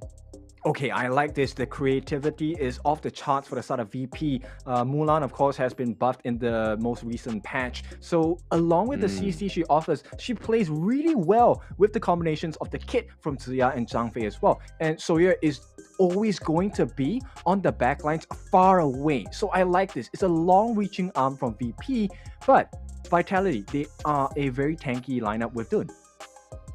Yeah, they're a very tanky lineup with Dune, but they're over Dune, and they're able to get into that backline, right, with the Unruly Blade. Dune can take a lot of damage as well. So I don't think it's going to be an issue for him to have been going against these long-range heroes. So let's see if he can get into the getaway range of Suya. But getting into game 2, this is Team Vitality against Virtus.pro. Will it be another 2-0, or will Virtus.pro take a round from Team Vitality? Yeah, VP want to change this into a shooting game here with the snipes coming up from the Sawyer. So Mac needs to be very accurate in this match. But it's not going to be easy because they have the lane, they have the Dun, Unruly Blade, Death at Sunset, easy access into the backlines. I want to see how VP kind of counter this strategy coming in. And I'm pretty sure we'll find out very soon, Kin, as we get into this game 2. Now on the Gorge is Team Vitality and Virtus.pro. We are seeing the same old thing that we normally see where the supports are in the mid lane, just helping their mid lanes get that farm up, get that Tsuya to a higher level quicker. Yeah, and one of the things that we might want to consider is that Winter is going to enable the entirety of Vitality pretty much from the get-go, because Time Flux is going to make the world's difference in the early fights. Yeah, absolutely. Just being able to do that damage over time. When you think you've escaped, that Sun Bin ability just comes through, just like it is on Grizzly Q there. Just enables them to do a lot of damage as well. But right now, it's pretty much a stalemate for these two teams very early on. As usual, it's just all about getting that farm, trying to get that lane priority set up for those neutral objectives. Yeah, so, you know, one of the winning conditions is if Mac can get a couple of snipes onto Winter at this point. And it looks like right away it's going to be a first blood for the side of Vitality. Yeah, speaking of smites and snipes, they are getting the first blood for Team Vitality. It has changed lanes, no longer the mid lane that got the first blood. This time around, it's up into the Clash. 90 going that 1v1, which we know is super confident with. All right, so there's a big gripes from the side of 90, right, against 3005, and it looks like it's coming to fruition at this point. Vitality going to start being a little bit more aggressive. Yes, absolutely. They are being a lot aggressive there. There's the Universal Law being laid down onto City Boy, but not enough damage done from the Hugh Huan. So right now, nobody's dying on the side of Team Vitality. They're still up with the kills, with the gold, just as they get past that 2-minute mark. Yeah, but it's promising, right, coming out from Prince. So we'll see if he's able to transition into that late game monster that we expected Zhang Ziya to be. His sanctification going to be very critical in assisting VP to win this game. Yeah, so far that is probably the case, right, for VP.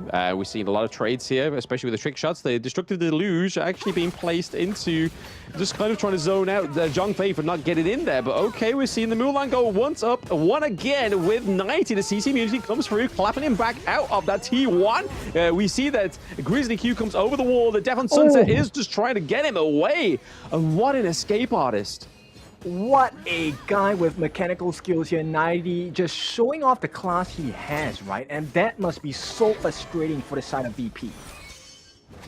Yeah, absolutely. I mean, just getting away with a sliver of your health as well as a shield, right? That was just the pure skill of 90. You're just able to get into these fights, get out straight away when he needs to. Right now, we see Winter getting caught in between Vex and Grizzly Q. Not much is going to go on here, especially with Shanks nearby.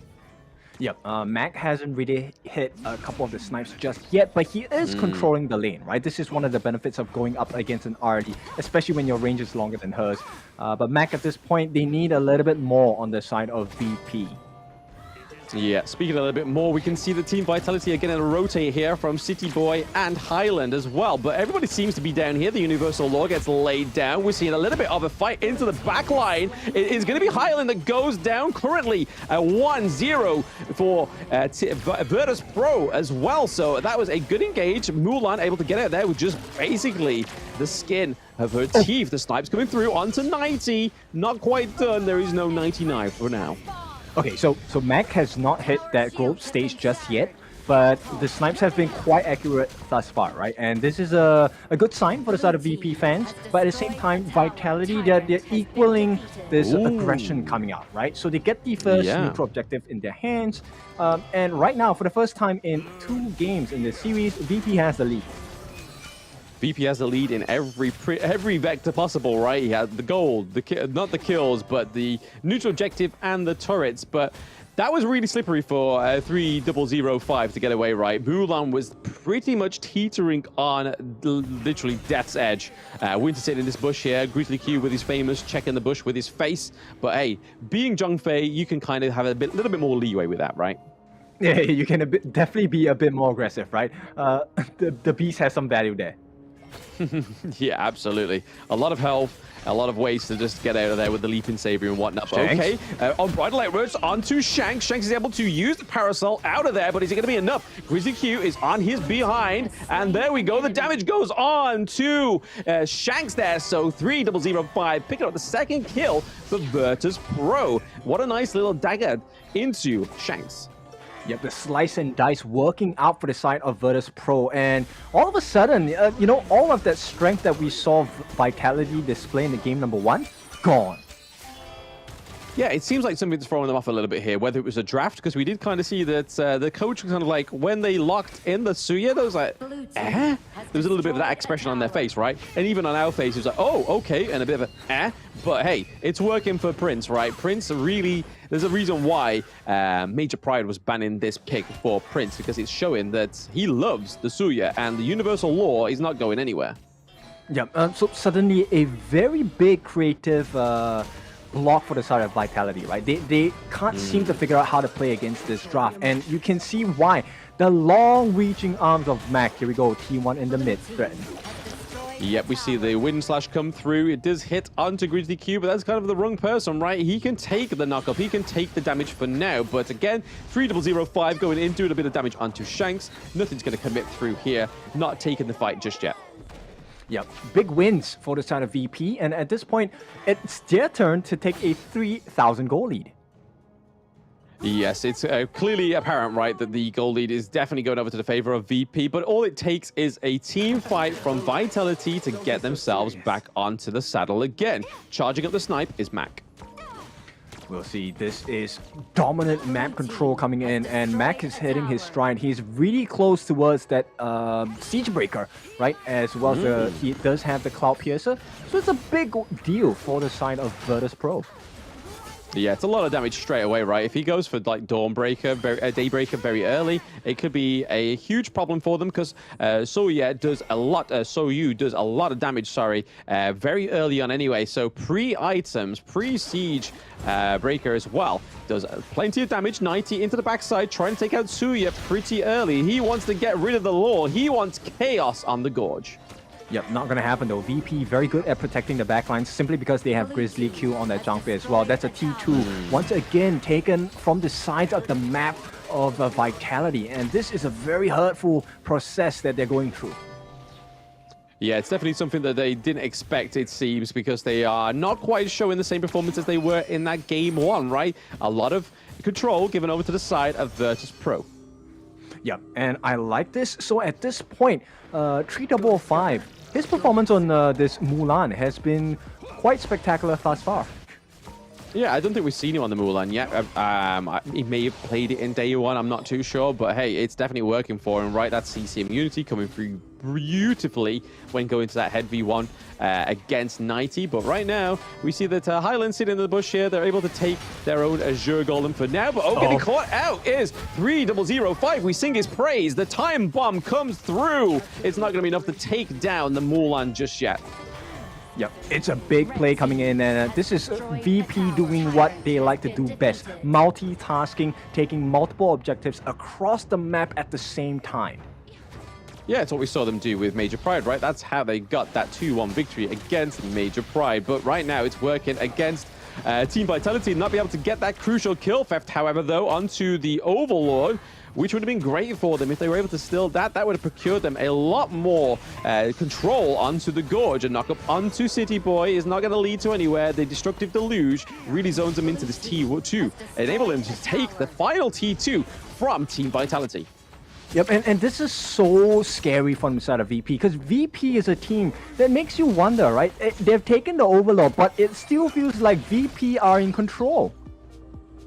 Yeah, VP are pretty much very much in control, right? And the good thing about the Overlord for VP is that when they kill it, they get quite a considerable amount of gold. I think it's around about that 150 mark, right? That's not, you wouldn't normally get that from a creep. So having these Vanguards that aren't going to be taking these turrets and killing them is going to give a bit of more resources over to the side of VP, which is probably the counter, the double side of the coin for the Overlord.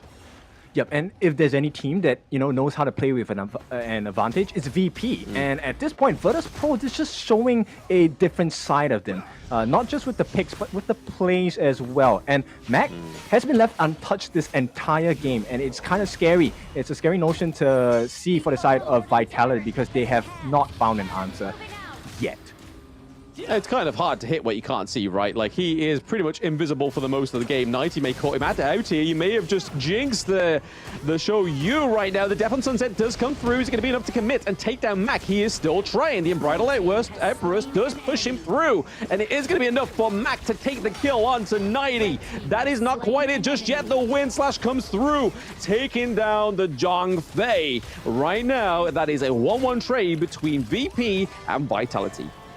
Yeah, VP happy with that because Grizzly Q already expended the Unbridled Outburst. There was not much use for him besides the Leaping Savior, right? And at this point, the map is once again open. They're going to start working onto this Overlord, and look at how fast they're taking it. This is a Shadow Overlord, mind you. Yep, blink and it is gone. The Shadow Overlord going over to the side of Virtus.pro, whilst Team Vitality want to give themselves a little bit more damage with that Tyrant, and rightfully so, they're able to take it. So Shanks is going to be souped up for the next 85 seconds. Yeah, now it's all about damage limitations, right? Because VP just having so much control over the map, and they chased the hell out of Mac. They couldn't get the kill. Mac got it instead. Yeah, he slipped away very nicely, but it was all aided by the Grizzly Q, right? Grizzly Q was able to keep his ADC alive, which is the whole thing about a support. You're not only a roam, you are a support at the end of the day, and rightfully so. Grizzly Q putting that to the test and able to keep Mac alive. We do see the Shadow Vanguard being dropped down into the farm lane. Yeah, once again, Grizzly Q starts the fight. There we go. Yes, the Leaping Savior, the Universal Law taking down Highland as well. There is no High Hoarder when there is a Suya around. But right now, we do see that 3005 was getting caught out a little bit too lost in the source. But that high ground turret is looking like it's going to take a beating. Maybe even go down here for VP. Yes, it is. Mac doing a lot of damage onto 90 right now. 90's on their own. Winter and City Boy just trying to keep 90 alive. They need him in there. Shanks as well, just trying to keep those Vanguards away from the Crystal. That is another high ground turret down for Team Vitality. This is a huge movement for VP. Yeah, relentless pressure coming in from the side of VP, and this is what we want to see, right? We want a spicy series, and now they're putting the hot in hot sauce. Now, VP, that Sundering Slash coming out from 3005, it was actually a super huge play because it garnered all of the attention from Vitality. They couldn't focus on the Mac, they couldn't focus on the Prince. And do you remember that huge burst coming out from Prince with the Universal Law? Instantly deleted Highland. It's not something you see every day. Yeah, I mean, when you built like the Mask of Agony, right, and other items, it's going to deal a lot of damage. And Vitality using City Boy here as pretty much anchor a little bit early there on the Unbridled Outburst. It does knock back two of the members of Team Vitality. Grizzly Q right into the back there, meets these death by the Destructive Delusion. That's not quite it yet. Mac takes down City Boy. There goes their huge tank. So that is tank for tank in this last fight. It felt like more people died there, but at this it felt like it. It really did. I can't remember the amount of times Grizzly Q got knocked up. He was bouncing in the air, I think 4 or 5 times there. And he did so much work for the team, tanking it up, soaking the damage like a sponge. Hey, sometimes even the beast wants to be a butterfly, right? They want that graceful air time. Yeah, he was floating like a butterfly, but didn't sting like a bee. Maybe he didn't want to sting like a bee. Maybe he just wanted to be the gracious butterfly. Just let him be a gracious butterfly. Let him just serve that butterfly energy, that aura that was shooing around Grizzly while he was taking the airtime. But 90, you can see him here stalking the bush once more, trying to catch out Max. So there's only so many times that Max are going to be able to get away without seeing 90 take that Death on Sunset. But it's nice to see that Suya is giving over that level cap to the Shoyu as well. So Max going to deal a lot more damage and also have that attack speed as well. So that's going to be something that Team Vitality, if they want to close this game out, need to stifle. Yeah, we need to be very considerate about the positioning of Mac, because as long as Mac is not taken out, that's a decent chunk of damage he's going to be able to deal onto Vitality as well. Not just Vitality, over to the Overlord as well. Obviously, Vex giving him credit where credit is due, but also Mac doing a lot of damage to these neutral objectives, getting the snipes out there, taking it onto Highland, basically taking a third of his life with one hit right now, which is huge on the side of Virtus.pro. Right now, we are seeing 2 solid minion waves into the mid lane, into the Clash lane as well, as that Shadow Vanguard has been put down into the Clash lane. I think it's all about Virtus.pro just kind of keeping it for now. The Unbridled Outburst does come through. Are we going to see any commit? It might be. Okay, yeah. All committed. Yep, the Unbridled Blade comes over the wall as well. And there we go. Death on Sunset does catch out Prince. So there is no more law in this order. It is only chaos. And will chaos ensure right now for VP? And it is. That is a double kill going over to 90. Means that he's able to switch straight to the Vanguards and stop them pushing that top lane. Yeah, but still, it is Vitality on the back foot, right? Because VP, they have now established a barren wasteland in the base of Vitality. And even though they got that big win in the team fight, managed to open up the doors into the lineup of VP, look at the result of it. They just get that one tyrant. Nothing else has been achieved. Hey, one turret may be all it takes, especially when Shanks is going towards that 6 slotted. All he needs is that Daybreaker right now. You can see the Sky Piercer being built there. So that is definitely the next item. And as you can see, he's ahead of resources for Max. So maybe this is the point, right? Just get Shanks pretty much stacked to that 6 itemization. Yep, you know, at this point, it's big risk, big reward, right, for the side of Vitality. Because yes, you can have Shanks jump in, but if she doesn't time that Maple Dance well, essentially could be two-shotted by Mac. That's how scary he is. Very scary, very scary. And even then, you got to kind of make sure that they don't see the demise of City Boy as well. We saw it once or twice already where City Boy has actually met his maker into these team fights, which is a huge front line for the side of Team Vitality. We are seeing a minion wave here, but there is the Universal Law just completely putting that to bed.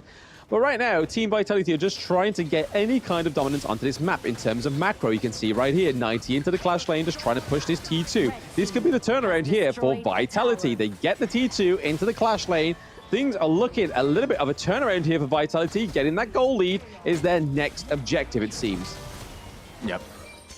It's a tough situation to be in for both sides, right? Mac needs to be really careful. City Boy can jump in. It's a perfect position for City Boy, actually.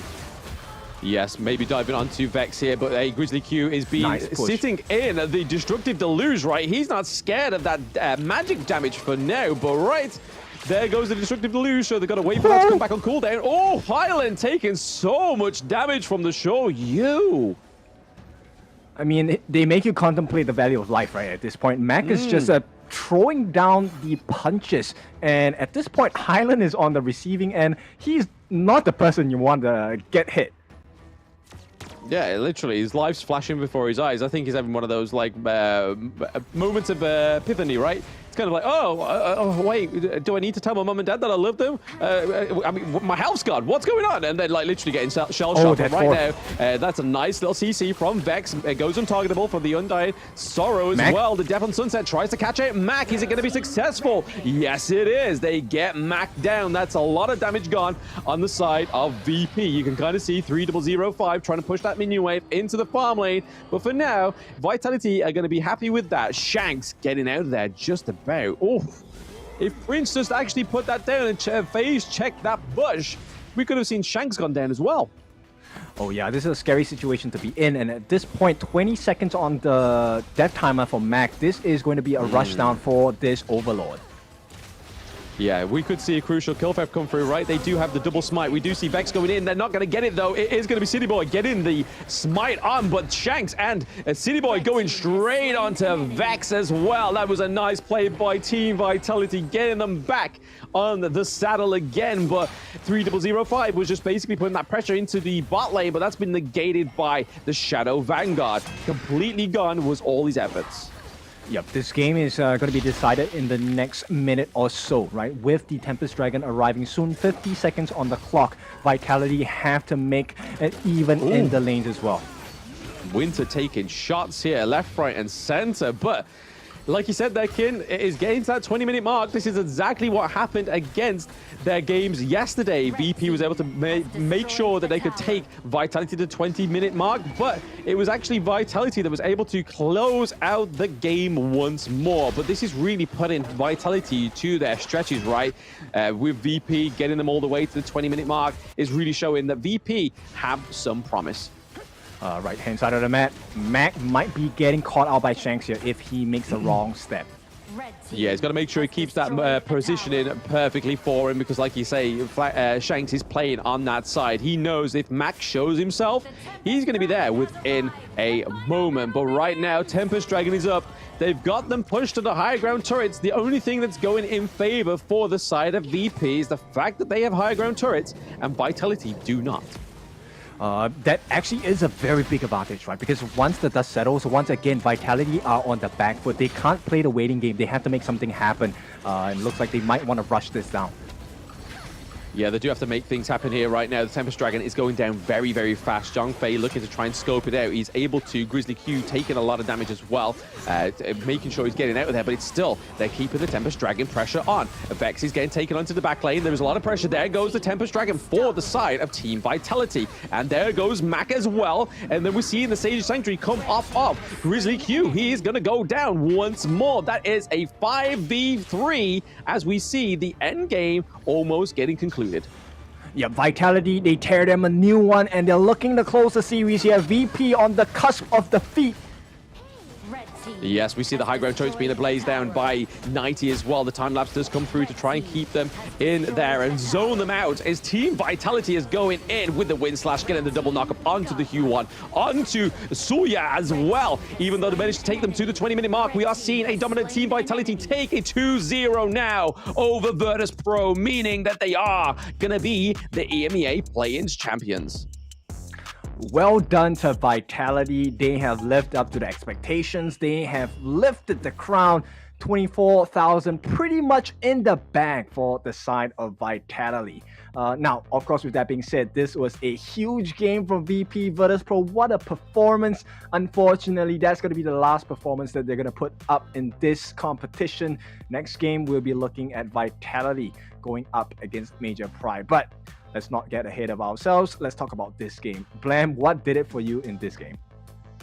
I mean, Mac on the show you, right, was fantastic. Being able to deal a lot of damage into the back line, basically making Highland second guess every decision, every position in where he was. We saw Mac just lay down those bullets and take pretty much like 2/3 of their health, right? It was huge amounts of damage being put over to the side of Team Vitality. But I have to say, though, Virtus.pro, even though they haven't been on the global stage yet, have managed to get this much out of Team Vitality. And I have to say, for them being such a fresh face to the scene and already repeating this much of a competition towards Team Vitality is very promising for this team's future.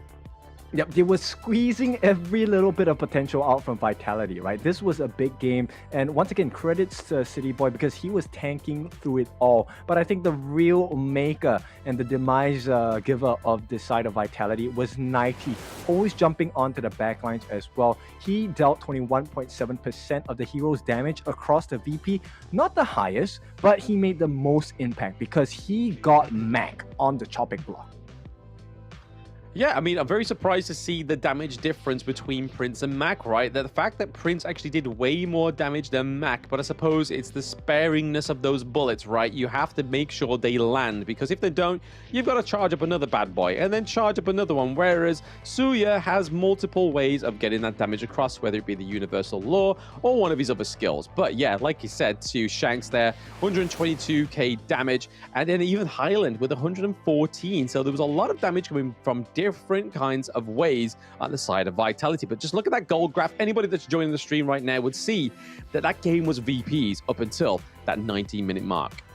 Yep, it's when City Boy hit that marker, right? It's also when 90 hit that marker. The early game was a torture for the side of Vitality because nobody could handle Mac. Nobody could reach Mac as well. And at the same time, very good godlike plays coming out from 3005, using the Sundering Slash, using a Blade Flurry as well to really just make life difficult and reposition, displace them from their winning placements in the fight. And once they hit the strides where they could tank through the damage, that's where the game really turned around for the side of Vitality.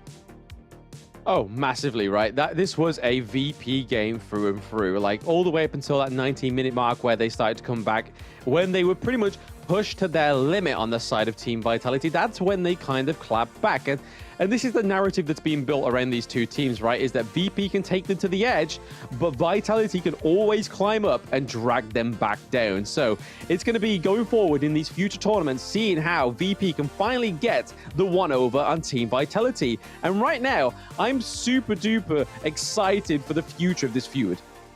Oh yeah, for sure. At the same time, super excited to see how Vitality will play in for the group stages of the Kings Championship 2024. Now, this has been a good highlight reel, but we'll take a look at the MVP 90. Rightly so as well. He was the main maker on the side of VP. He made their life so difficult. Mac was feeling safe throughout the entire game, but when 90 says 90 night, it is time to go to sleep. Yes, he will put that Mac to sleep. And to be honest, I think it's all down to 90 in this game, right? Getting that victory is only because Elaine was able to get on top of the Shoyu. If it wasn't for the Elaine, he would have been guessing which bush he was in, how to get out, how to dive directly on the top of the Shoyu. But for that one, the Elaine was a perfect pick, right? So, hey, teams going forward, if you see a Shoyu being drafted and you don't have your Clash lane, go for the Elaine. And that's right. I'm expecting a lot of Soyuz to come out in my ranked games later, but it's fine.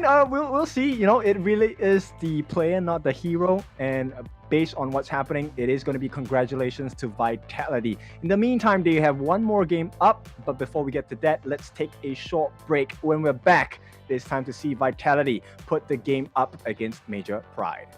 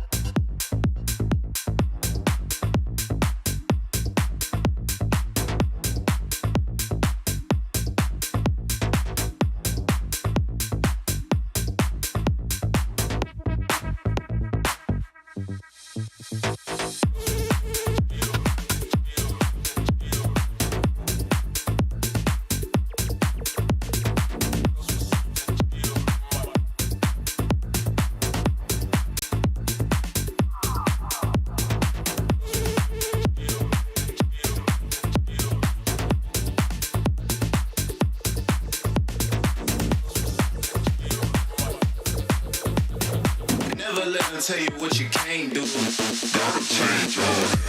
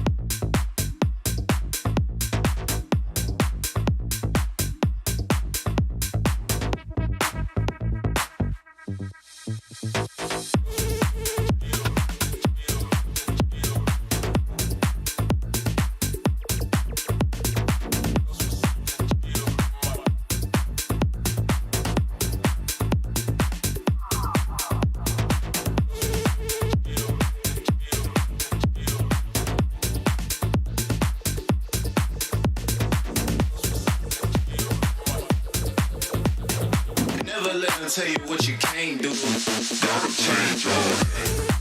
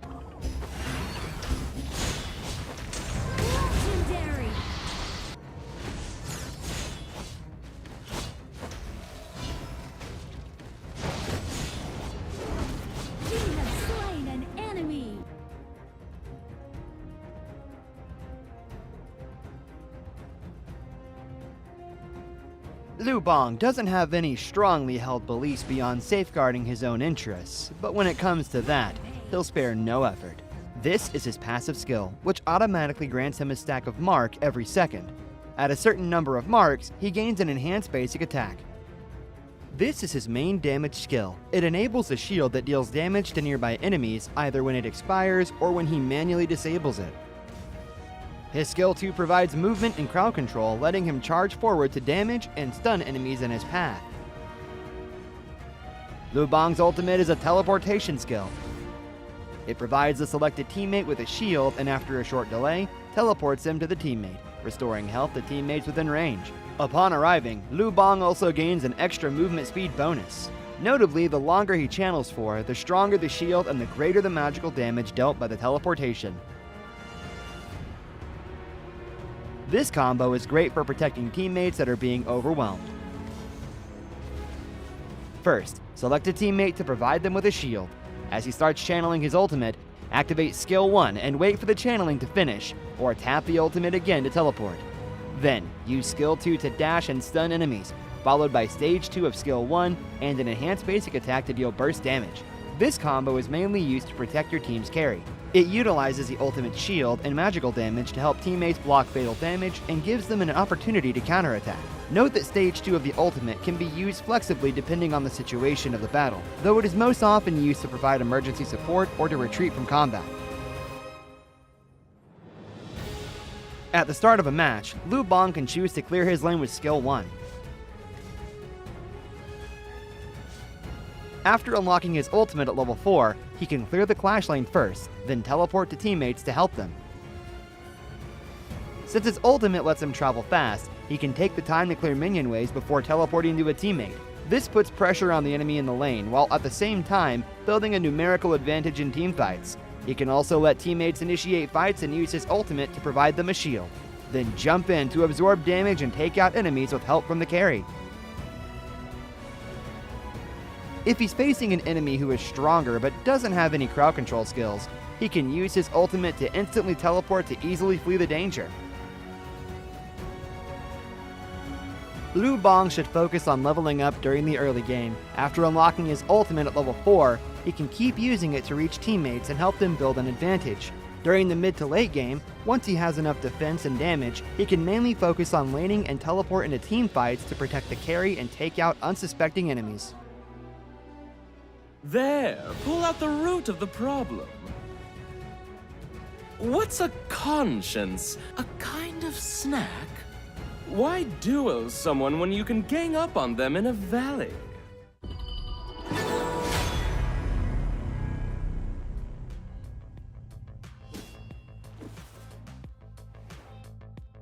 Welcome back into the Honor of Kings Championship EMEA play-ins. It is going to be the last series of the day. It is your favorite kind of tofu, King Dofu, and with me today is Blam. How we doing?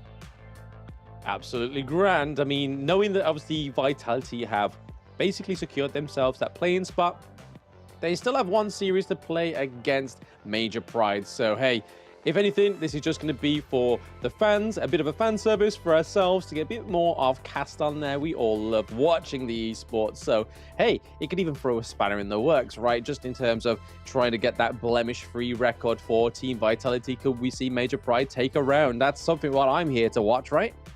Oh yeah, for sure, right? And you know, Major Pride, they will be the team that I expect to be able to pull this off in the first place. They have a very strong showing thus far, very unconventional approach to the game, at least in the pro scene so far. Yes, definitely. More of a hot picks for the side of Major Pride, but this is Team Vitality once more. 90, City Boy, Highland, Shanks, and Winter in the support role. This is a team that will be going through to the KC 2024 as well, and obviously their opponents will be Major Pride for the last time within the play-ins. Oh yeah, so very strong performance. We have already seen there has been a test of the synergy, the teamwork between all 5 members on the side of Vitality, and boy have they proven us correct. And now they will be going up against Major Pride, represented by Shiswiski, Alimski, Red Cutie, Kinesis, as well as Kashibatir, looking to put up one last stellar performance before they bow out of this competition. Yeah, and once more, I just want to beat it back home to those guys in the YouTubes or whatever chat you're in, that Major Pride not having the best of the years at the start of it, but then a steady progression from going from no wins to semifinals to winning the Open Series Split 2 and then actually getting here to the play-ins. But they finally get the Jing to come to play-in for Major Pride. What? This is going to be nice, right? A little bit of a nice thing for Olimsky, finally getting that Jing pick. Yeah, a nod as well as a sign of respect coming in from Vitality. They want MP Major Pride at their strongest. So they say, you know what? Let's give you the Jing. Let's see what kind of damage you can do. Yeah, let's see what you can get achieved with the Jing. But the bans and the drafts are very similar, aren't they? They're Mai Shiranui, the Dolia, the Shangguan, giving a little bit of a respect over to Highland in that role, right? Because he's been very good, strong on the Haino, on Shangguan as well. So we see that Musashi, Orgren, and the Byron being banned out as well. Yep, all good counter picks against the likes of Vitality. They cannot afford being bursted down at any point of the game, right? This is also to disallow that compliment because on the side of Major Pride, Jing is one of the highest burst junglers out there, assassin style. So you don't want to offer them options to explore when you're looking to really just burst someone out of this game. Yeah, Olimsky looking pretty happy with himself that he's got that Jing, right?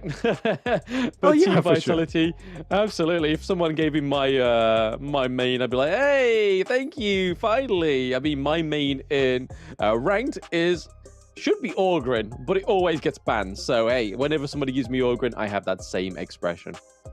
Yep, that's right. They're going to conclude the drafts now with the ban on the Lady Jin, as well as the Sun Bin coming in for the side of Major Pride. So a little less disruptions available for both sides. Mid lane, that's the big contest here between the two sides. So you have options like the Princess Frost, which Major Pride will take up and snap pick right away. Yes, so that leaves pretty much the Haino open for the side of Team Vitality, whether they will go for it for Highland. But right now, we could see the Hue1 actually flex into the mid lane if he really wanted to, right? See if they can pick up something else within that jungle. We still have the likes of the Monkey open. We have Kaiser, Dune open as well. So there's plenty here to be sought for on the side of Team Vitality. But in terms of support, it's going to be interesting to see if they go for the Taiyan or they go for something a little different into the support role. Okay, some leap reading there. It feels like Winter is saying she's not scared of whatever that MP is going to throw at her. So she's going to pick up the tie-in, and rightly so. It's going to be the Haino going into the hands of Vitality, and probably going to be mid with Highland. Yes, yeah. I don't think City Boy wants to go for the Haino. I don't think he's ever played it, so the Hue1 kind of fits nicely in his hero pool, whereas the Haino, we know that Highland can perform with that one. So we get the full roster. It's the Taiyan and the Haino locking in. Okay, so nonetheless, let's make this clear. It's not going to be an easy game at all for either side, right? So both teams, they have had their signature picks already. We have the Jing coming in for Major Pride. We have the Haino Highland Special. And it's curious to see if there's going to be any kind of stellar performance on either side, right? Who's going to get the upper hand in this game number 1 of a best-of-3 series? Yes, and for those that are just joining in, obviously, Vitality have secured their play-in, so this is a little bit more of just a task for Major Pride to see if they can take a round from Team Vitality. Yep. And right off the bat, you could see, there's going to be a lot more pressure. They want to make sure that Olimsky gets the best game possible. So they will rotate their mid lane down into the blue side of the map for their Azure Golem. Very quick take. Yes, very quick take. I'm really excited to see Olimsky finally get this pick right. It's been something we've been waiting for the entire of the play-ins. It's just unfortunate that the teams, unfortunate for Major Pride, but not for the teams against Major Pride, that they've been doing their homework. Oh, yeah, for sure. And at this point, I want to see, right? You've been talking so much about this Olimsky thing. I want to see this crystal quality that you're speaking of. Yeah, hopefully he portrays it nicely, because if not, then I've kind of oversold him, right? But hey, I've got all faith in Olimsky to try and perform, especially against Team Vitality, who have completely got a blemish-free record within the play-ins, right? So it's not some easy feat to pick up the Jing and go against somebody, go against a team that's already beaten you 2-0. So it takes a lot of gall to pick this up and try and perform with it on the stage. Okay, Alimsky gonna dive in here, and I don't think they're gonna achieve much here. No, not too much. Just using it a little bit more defensively right, just to get out of there. The mirror domain does get propped by Alimsky.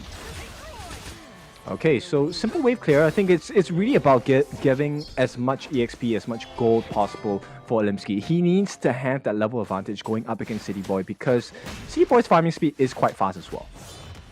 Oh yeah, super duper fast. Like, we've seen that City Boy is able to match those most aggressive junglers, right? So City Boy really put in the jungle to test, and on the Hue1 is able to clear a lot faster than most junglers can. But currently, Limsky just a little bit ahead of that XP there. He went level 5 first before City Boy. Potential engage here into the mid lane. We need to see that, please. The mirror domain does come through.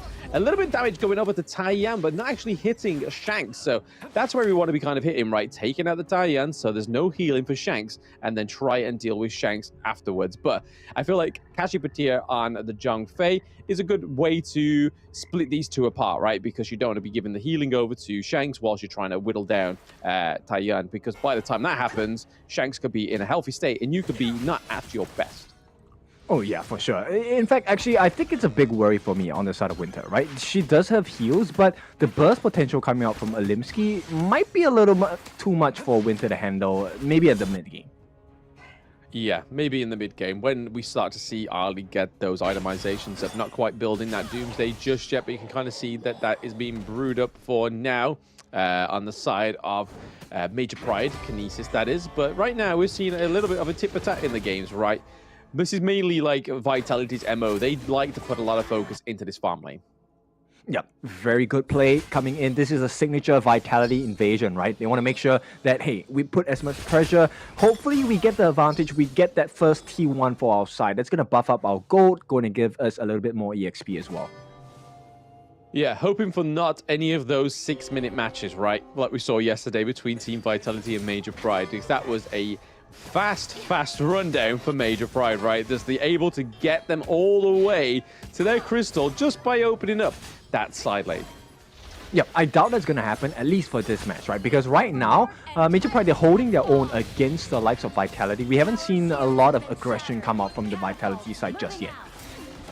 No, yeah, looking for going over to the neutral objective. Does go over to the side of Team Vitality, but Jin coming through with the Mirror Domain onto the side of Vitality as well. Shanks taking a lot of damage from Kinesis. Into the back is high, no blood. First blood is spilled for Major Pride. Alimsky getting the kill onto Highland. Yep, that was a very preemptive Fate rewind there, which opened up the doors for Alimsky to get that kill simply because of the dash. She is so mobile. So Jing, a very scary opponent to fight against when you have no more resources.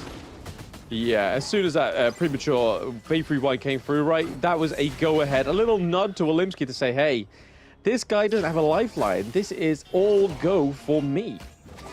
Yeah, and rewarding themselves with the itemization. Axe of Torment already in the hands of this Jing. That's a pretty fast Axe of Torment, 5 minutes in, based on the professional game timing. Yeah, I mean, it's right. Going into the squishy heroes on the side of Team Vitality, getting that Axe of Torment is going to make it a lot easier for Alimsky to try and pick off these members of Team Vitality. But right now, they are ever so ahead with the gold lead on the side of Major Pride. Let's see what Team Vitality can do going into this almost 6 minutes. Yeah, so no one's going to touch the Overlord at this point, 5.5 minutes in. Like you said, it's a small lead, right? I wouldn't say it's a considerable lead, a small lead for the side of Major Pride, but this could all change. The rotations are coming down. Yes, absolutely. We do see City Boy and Highland going in for the rotation there. We do see the teleport mechanic was being thought of there on the side of Major Pride, but this is like, hey, let's just scare them away from that T1 in the bot lane, because we know if they don't get scared, they will take it. Yep, and 90, signature move, hiding in the bush. He is one member you do not want to get caught out by.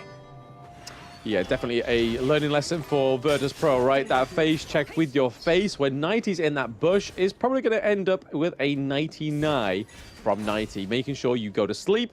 But Highland and Red just traded a few blows here and there. Those scepters are deadly on the side of Team Vitality.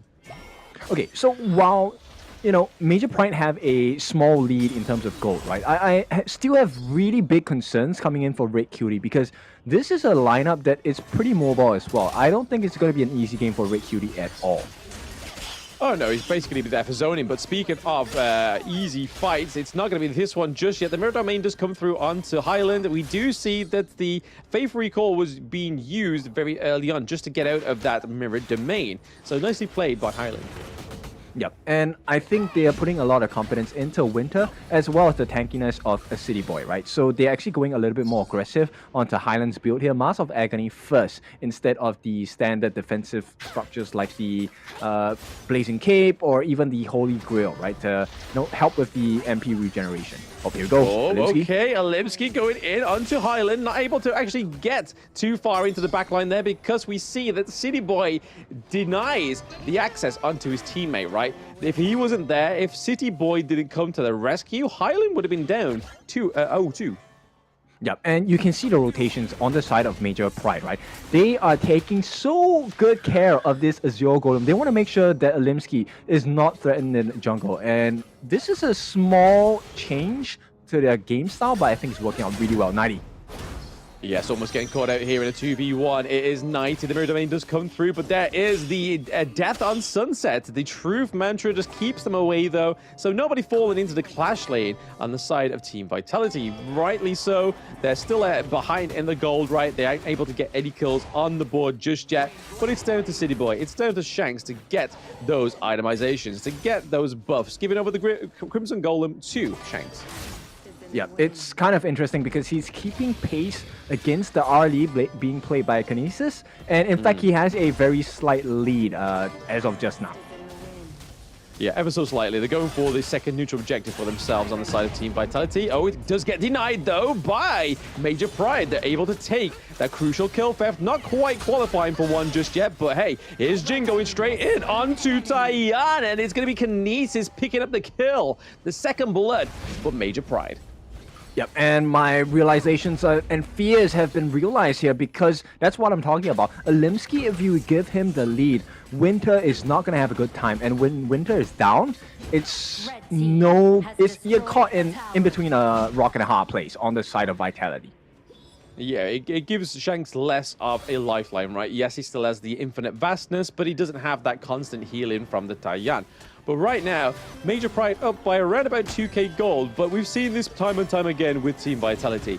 They play from behind, but they're able to come back. They're able to just jump up from that edge and pull their opponents down. Right now, 90 catching Fatir in that bush. But is it going to be enough damage? Not quite yet, but Jin gets the kill onto Shanks out of the Observer's peripheral there, which was really nice. This is Alimsky really showing why that Jin hasn't been coming through in this play-ins. Yep, so far, absolute perfect performance coming in from Alimsky. And now we know why, right? Why it's consistently banned out. And I like the fact that Vitality wants to give it a try. And so far, not the best appetizer they've tasted in a while. Hey, I mean, it's a great respect. It's a sign of respect, right? Saying, hey, we know you love this pick. We know you're actually really good at this pick. So let me test myself and test you on the stage and see if you actually are as great as people say and as those scrim practices say, right? But right now, Alimsky is showing that truth of the matter is that he is a Jing main, currently up a level above Hue1 right now. Yep, and it's a compliment, right? Because at this point, Red Cutie complements that synergy, gets the Venomous Staff. It's going to be a hard game for Vitality, at least for the next few minutes. Yeah, and if they try and dive onto Red QT, as we know, some of the mid lanes seem to be a little bit of a target for Team Vitality. He has the Splendor to keep himself alive.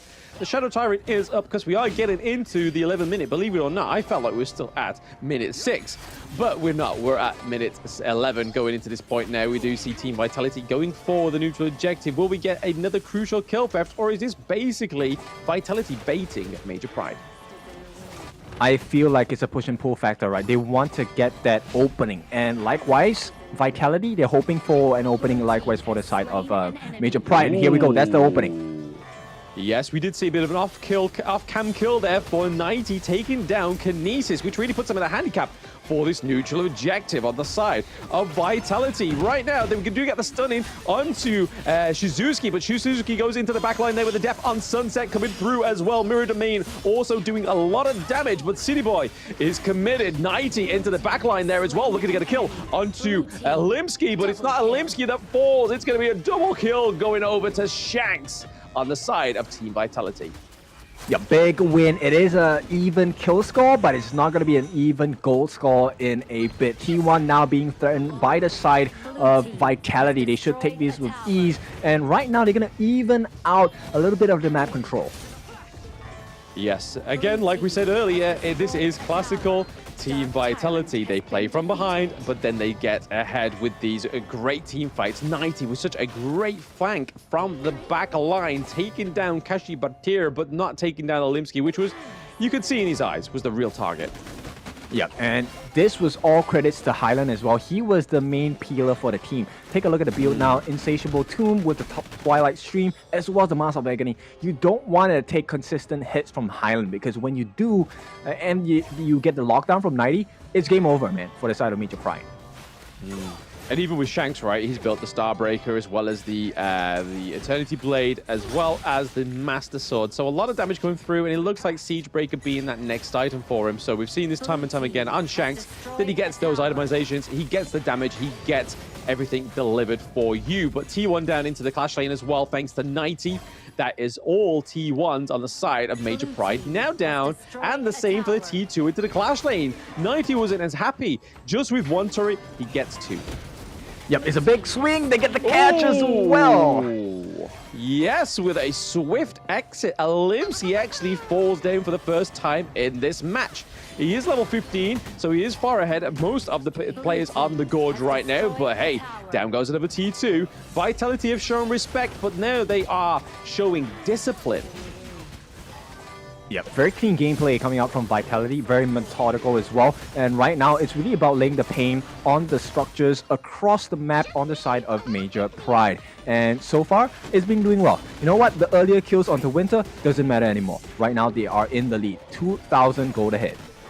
It doesn't, and I think this is kind of like the beauty of the Taiyang pick, right? It's like, no matter how many times you kill her, she's still going to always give out that base level of healing, which is her main function, right? Is just to heal your team and just keep them sustainable within these team fights. So she's not missing out on much here with Winter falling, but it just means that it's going to be effective even if you take her out. It just means that she comes back, she's still able to do that same job. Yep. In fact, the more damage she soaks, the better, because that means that's more lifelines given to the side of Shanks, there's more lifelines given to the side of Highland, and especially 90, because they will be the ones responsible for setting the stage against the likes of Major Pride. And boy, have they done that well.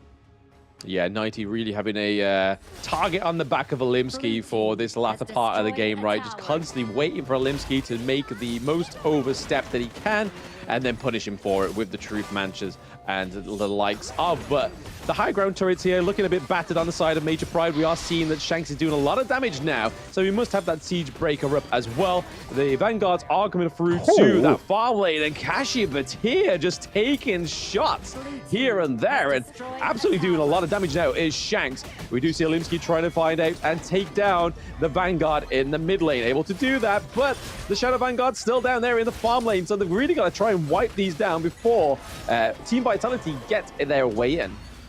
Yep, they're going to beeline for the top tower here, tier 3 being threatened as well. I think it should be quick and easy work for the side of Major Pride here, but they might lose the T3. Here comes the ride in the wind. That's going to be a killing blow towards that structure on the top. So right now, it's 2 lanes of open Mega Minions going to be marching down for the next few minutes. Yes, the Mega Minions on the side of Team Vitality just going to put that much more pressure onto the side of Major Pride. They're already down by around about 3.4k gold, which they were ahead for around about 2k for a long time, but this is just classical Team Vitality, play from behind, then play right ahead. They get the Shadow Tyrant for their side. That's a lot of damage coming over to the side of Team Vitality. Shank's going to be able to do way more damage now, as you can see. That gets taken onto Shizuki and Olimsky, but down goes Kashi Bartir as well once more. Zhang Fei falls, which is going to be a huge detriment to the side of Major Pride right now. They don't have the front line. All they have is those squishy heroes. The only thing they can really do to zone out the side of Team Vitality and keep them away is that Winter is coming from Red QT, but they're just waiting for the minions. Nighty is walking them and escorting them to that crystal. Needs to do a bit of work into the clash lane, but with one cannon minion, can they make this a dream for Team Vitality? Well, a dream is all they have on the side of Vitality, but it's going to become a reality in the next couple of waves here. Yes, we did see the Miracle Domain come through, trying to take down Shanks, but it's not going to be enough for Olimsky. That is a crucial crowd control coming through from City Boy, but that from now is game one, taken to Team Vitality against Major Pride. Smooth, I like the confidence, and of course that earlier confidence coming in from Winter. The deaths don't mean nothing to her at this point because she's just going to provide the heals, provide the space. City Boy is going to provide all the tank. That's it. Give all the limelight over to those really hard-hitting heroes like the Lung, like the Dharma, as well as the Huan, and obviously the Haino. But that was a solid solid play there from Major Pride at the beginning part of the game because they were given the reins to let loose.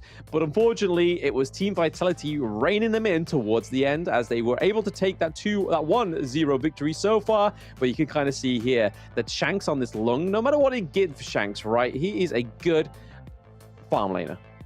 Yeah. 13,000 in the bank. He was one of the fastest earners in the team as well. Everything funneled into Shanks' hands, and boy, did it make the difference, right? The Flaming Palms, the riding the wind, everything hurt on the side of Major Pride. And of course, Vitality putting 90 to do his best work, especially against Olimsky. This is one of the risks of taking a Jing. She offers good burst, but she has she's susceptible to being bursted down as well. Yeah, she comes with expiry date, right? She has the great early game, has the good mid game, but then towards the late game, when you see Shanks come through with the Haino as well, dealing that 103k, dealing the 100k damage, as well as City Boy as well. We have 3 boys, men, in the over 100k club when it comes to damage dealt. And when it comes to Jing being such a glass cannon, it's hard to kind of get around that, right? Yeah, so the 8,000 gold lead, of course, really secured by the side of Vitality. It wasn't the cleanest game, once again, right? There was a significant lead for the side of Major Pride. But once Vitality hit the strides, you know it's not going to be an easy game at all. Yeah, I mean, you can kind of see from these highlights, right, that Major Pride had a great early game. Jing's expiry was far from over, as we saw those kills go onto Haino quite a few times, as we saw the kills go onto Winter as well. But then we saw 90, he was then put onto the shelf. His expiry date was not there. It's not going to be there until that game ends, right? That's the only time that Dharma starts to fail, is when the game ends, which is the point where you really want a hero to fail, right? But when we saw 90 come through with those backline attacks, those ganks were pretty much on point. Oh yeah, for sure. So the draft onto Winter having the tie-in makes a lot of sense because there was a lot of sustain needed for the team and they played it to perfection at this point. Now this leads us into the MVP. City Boy once again dealing so much damage, 110,000 in total hero damage to the likes of Major Pride, taking only 56.7 thousand. 107 never died the once in this game. Enabled, amplified, all by Winter as well. Yeah, that was my next point, right? Is when you see the Taiyan come through with the Huan, it's kind of like no one really sees it. It's like overshadowed, right? When we see sort of Taiyan come through with Orgrim, people start to sort of like quiver and like, oh, okay, this is a little bit scary. But the thing is with Huan, even from those early levels, even with the lack of itemization, she's still able to sustain herself, become untargetable, and also do a lot of damage. Whereas Orgrim needs those items to sustain. But thinking of sustain, we are sustaining the tournament just for a little bit further with this break between Game 1 and Game 2. Don't go anywhere, chat. We'll see you very soon.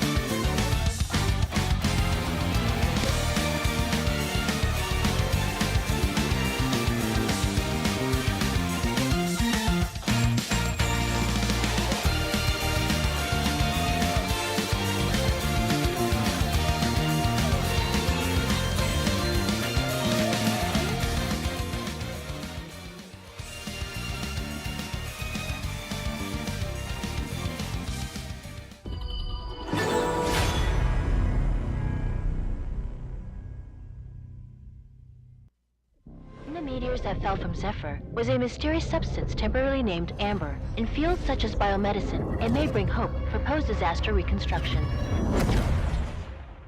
The possibility that they're still alive is practically zero. This is our only chance to save them.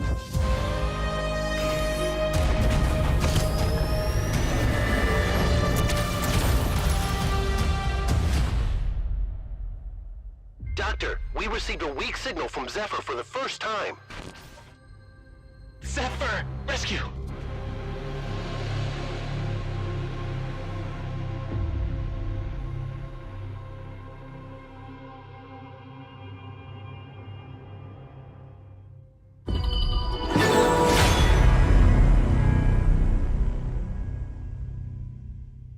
Esports, and they get what they want. Snow caught in the middle of 4 once again, and here comes the Infinite Vastness aggressively, and at this point it is a 1-by-1 they fall.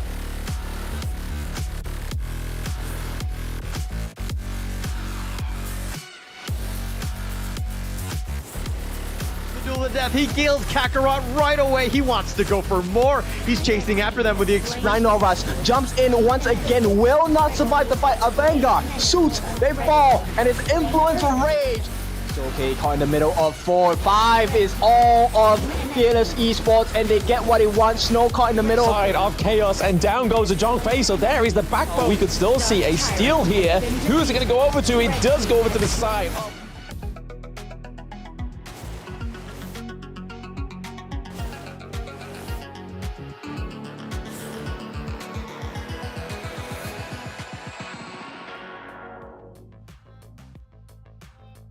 Welcome back into the Honor of Kings Championships EMEA play-ins. It is the final day, and now we are down to our final match, the second game of our best of 3 series between Vitality and Major Pride. Now, it is your favorite kind of tofu, Kindofu, and with me today is Blam. How are we doing for this potential last game? Potential last game, but are they going to give the reins over to Major Pride even more in this game too? Because we saw in game 1, right, that they were able to kind of give a little bit of a respect and say, hey, we gave you the Jing pick, but we also give you the early game. But in classic Team Vitality fashion, they kind of come back even though they're on the behind. And right now, you kind of see Major Pride struggling, right? We were saying in the post analytics of the game that even though Olimsky got the Jing has the expiry, especially when they have Shanks on the Lung, and then they also have Highland on the Hino. So 2 high damage heroes coming through when you have a brittle glass cannon like Jing. Yeah, and I think this is also respects to the different coaches for both teams, right? At the start of the battle, it's always a battle of the minds, and Yao Yao has consistently performed as the coach of Vitality. Yes, so far. I mean, it kind of seems like it's like a little bit of a dual effort, right? It seems like Highland and Yao Yao have the kind of like the word on it, and hey, if they can get Highland to the point where it's like, hey, we don't need coach, we can do it all ourselves. I've got all the knowledge, baby. We can see what that happens there. But yes, very much loads of experience for Yao Yao. Used to be the coach, and I believe she made up the team, one team, right, within KIC 2023, and that team did exponentially well in that wildcard qualifier. So props to the coach, and it's definitely paying off for Team Vitality, right? The way they play, the way they draft is 10 times better than it was in Season 2.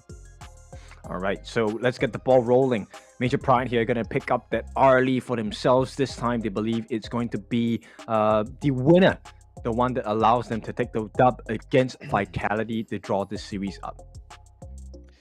Yep, so the Bennett, the Hugh won, so rightfully so. City Boy absolutely destroyed and got MVP on that. They do go for the Orgrin because it is up, and they lock in the Lady Sun for Shanks. So a little bit of a different turnaround of things. No Ali, no Lung. They're going for a bit of a change, the Lady Sun.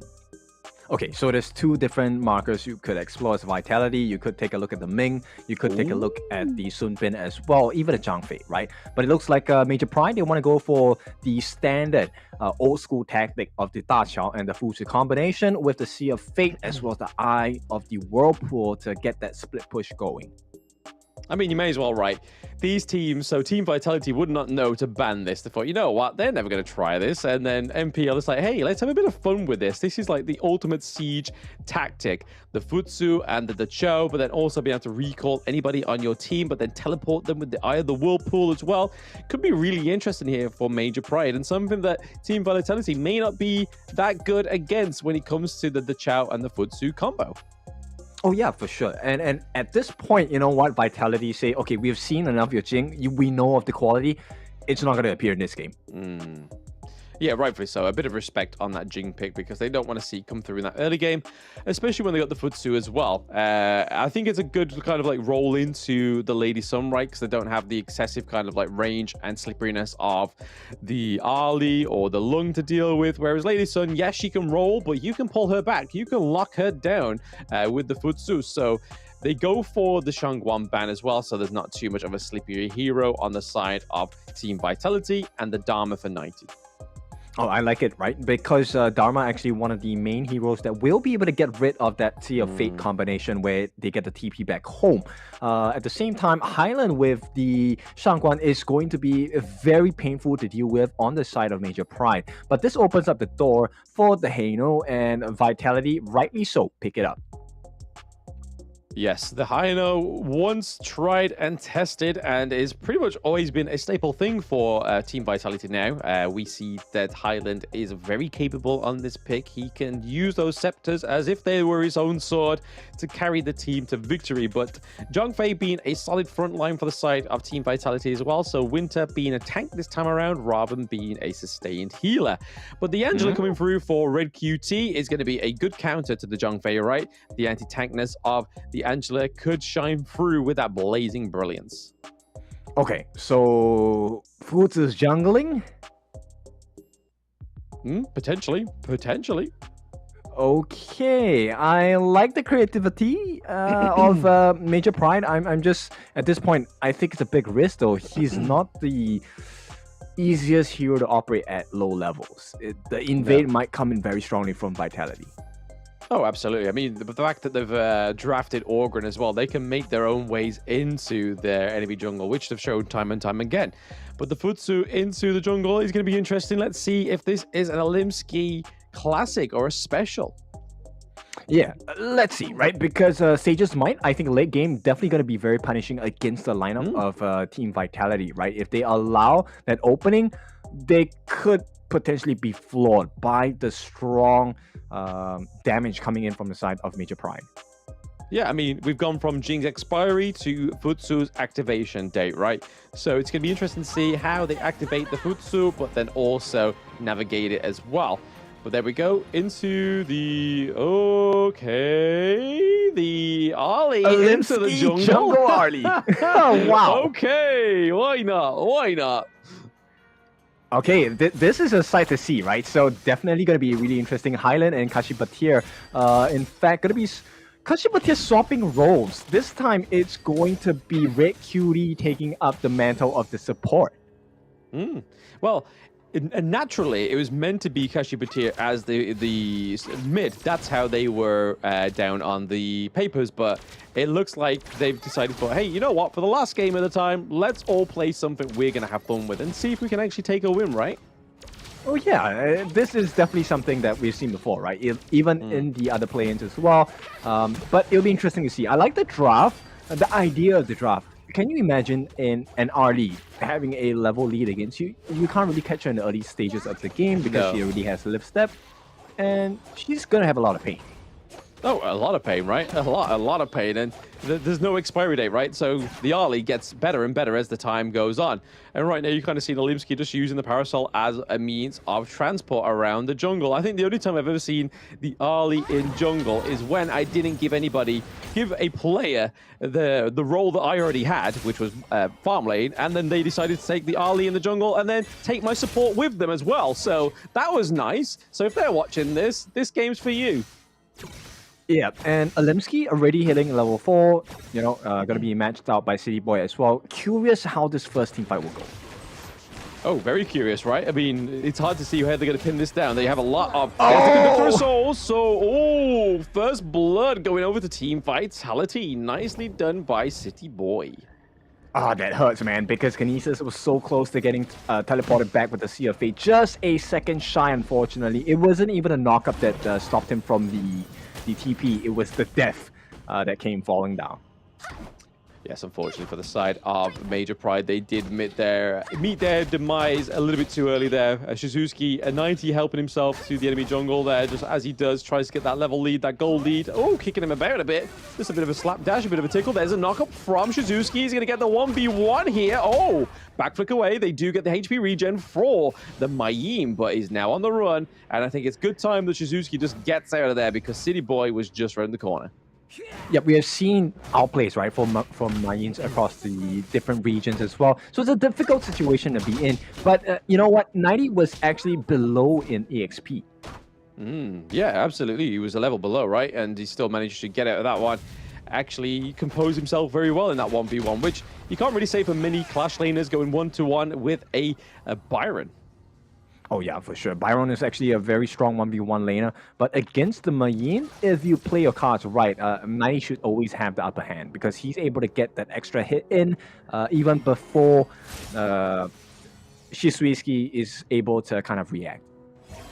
Yeah, absolutely. Very agile, very versatile hero in the Clash lane that 90 is playing, the Mayim. But for now, we're getting in almost into that 4-minute mark, right, where those neutral objectives spawn. But you can kind of see here Team Vitality ever so slightly ahead with the gold. Alimsky giving a bit of damage onto the side of City Boy.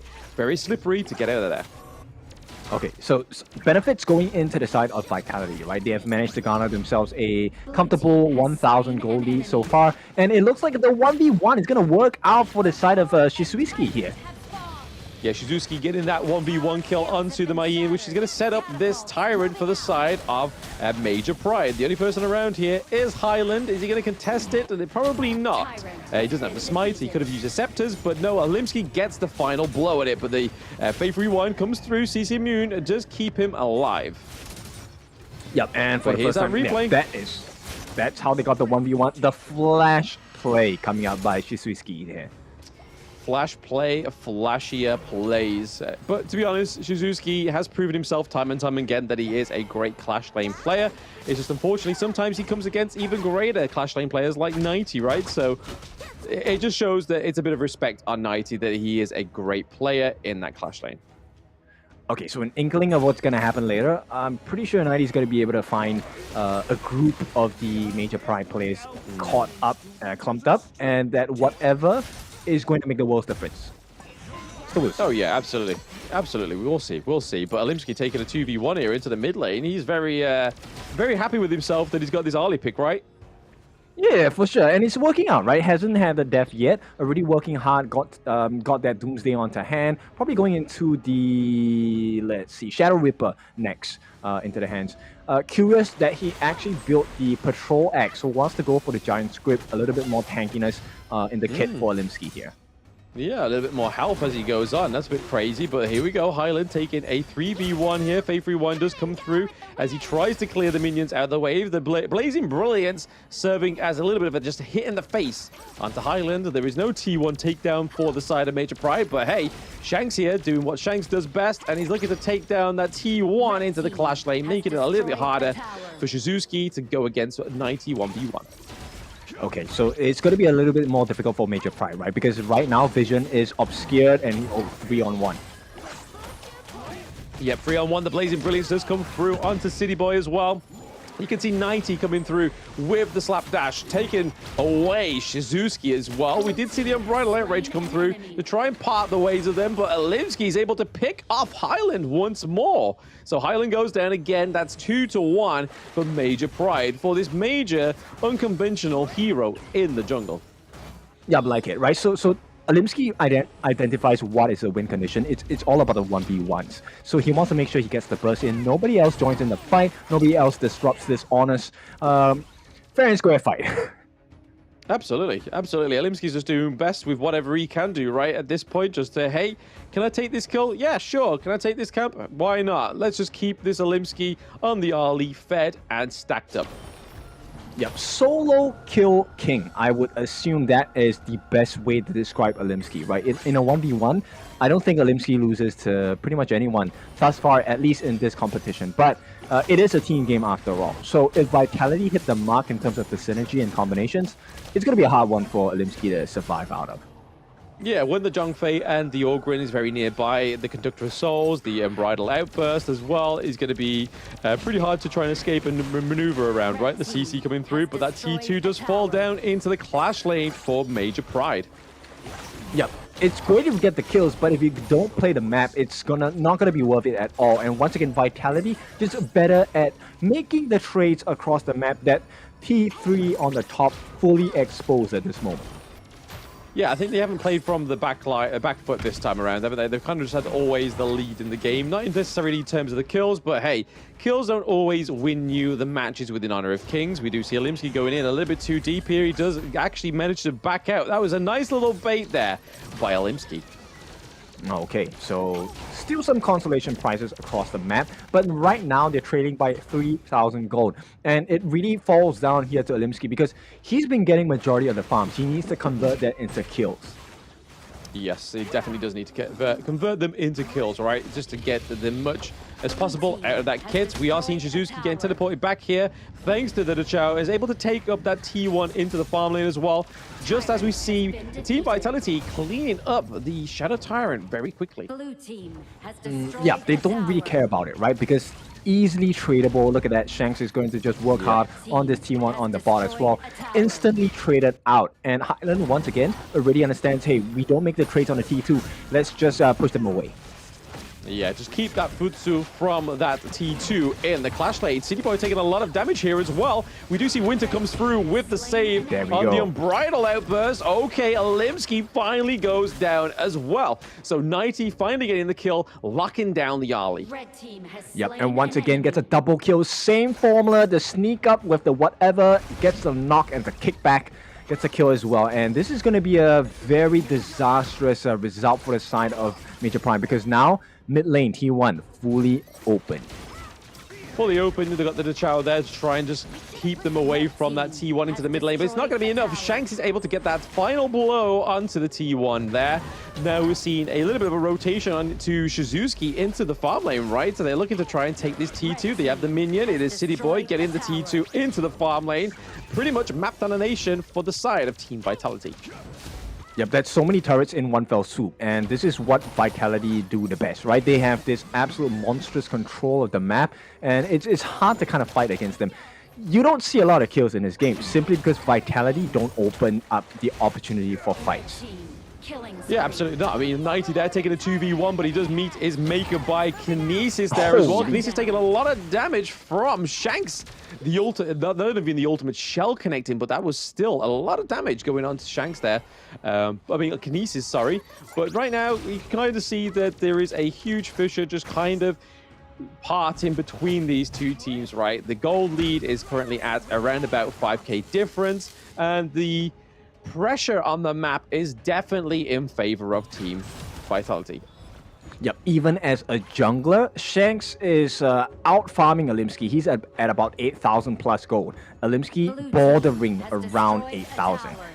And right now, Shanks is dealing about 1,005 per hit auto attacks.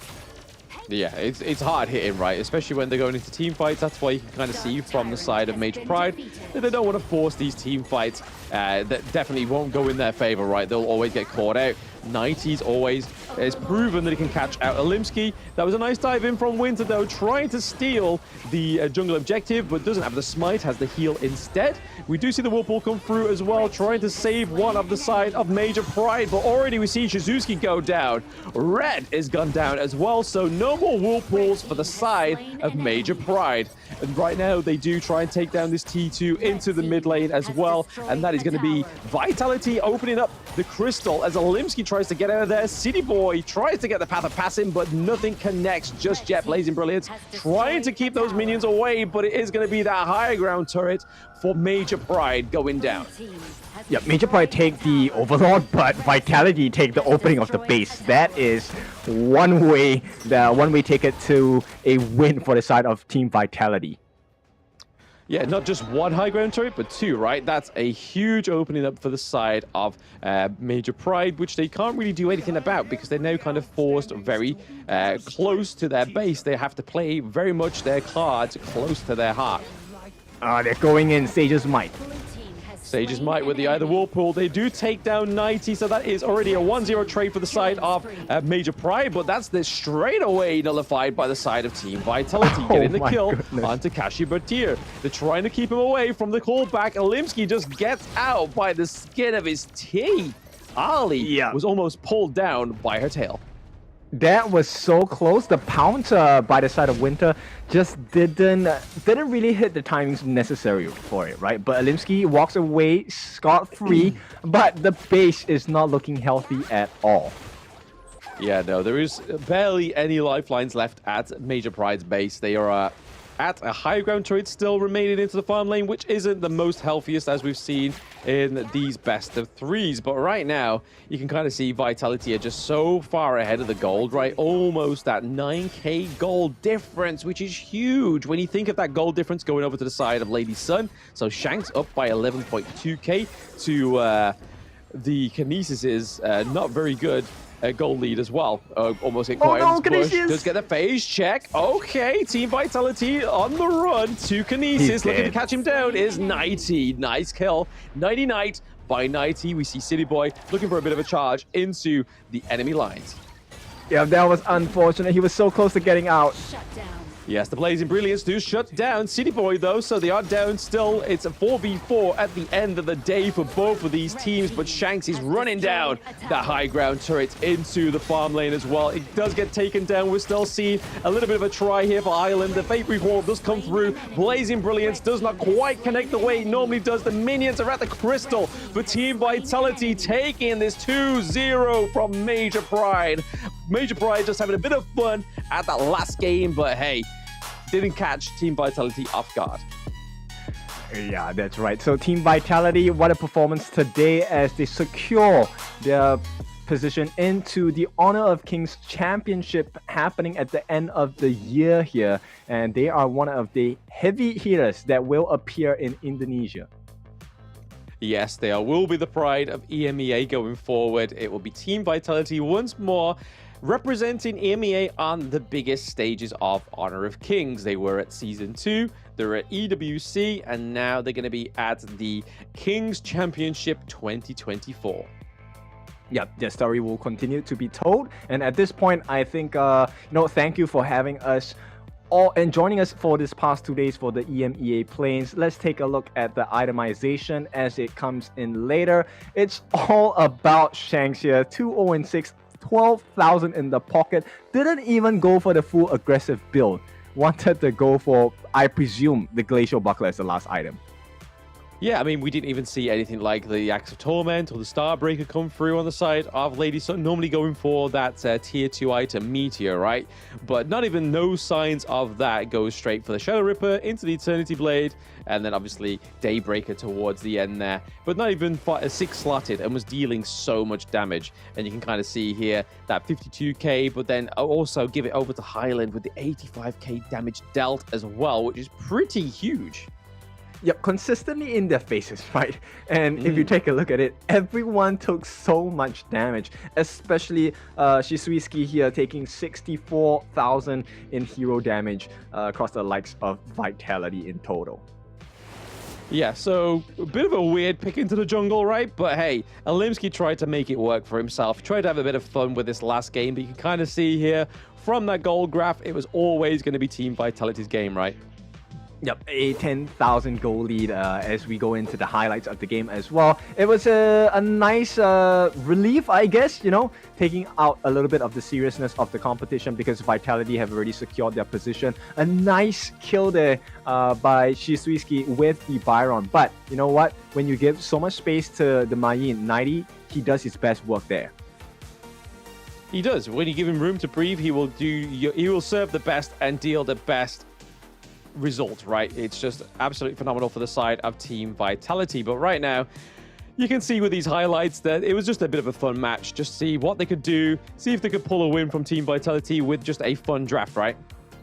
Yep, they melted Kashipatir there on that, Angela. That was one of the fastest kills ever. And of course, with that being said, a couple of nice surprise kills, right? So Kashipatir returning the favor onto City Boy there, even though he was quite the tank. But end of the day, it's always the Shanks show, especially when you give him so much farm. And pair him up with players like 90, game is pretty much over. Yes, and our MVP for the last match of the day will be Highland with the 84k damage, the 2-1-4 KDA. He gets the respect he deserves. Obviously, City Boy taking quite a few of the MVPs today, but Highland taking the last on the high note, which has been a really big highlight pick for Highland. Yep, and Scepters of Fate will mean they will put their best foot forward. 8 wins in total, garnering a total of 4 points. VP put up a very strong performance in day number 1 and 2 as well, but only managing 2 points on their own. And of course, Major Prime going to end up with no points. Now, Team Vitality, welcome into the Honor of Kings Championships 2024. They are the champions of the EMEA play-ins. Yes, they've played very well there, and even with a new addition onto the team, they've done fantastically to adjust very adaptively, right? Like within such a small time, we saw Winter come in and fill those shoes in that support role. So well played to Team Vitality. They will be the EMEA representatives for the Honor of Kings Championship 2024. All right, so it's a big celebration. We have now our 3 finalists, all from the Pacifics, the Americas, and now the EMEAs as well. So as we inch a little bit closer towards that Honor of Kings Championships 2024 in Indonesia, I'm filled with so much excitement, so much anxiety at the same time, right? Because we have now told the story of 3 different regions. We will be having a lot more coming in a few days. Yeah, absolutely. So once again, from both me and Kendo Fu, thank you for having us. Thanks for watching, and thanks for being a part of the Honor of Kings global esports scene. We hope to see you at the KC 2024 Championships. But for now, it's goodbye. Have a great rest of your day.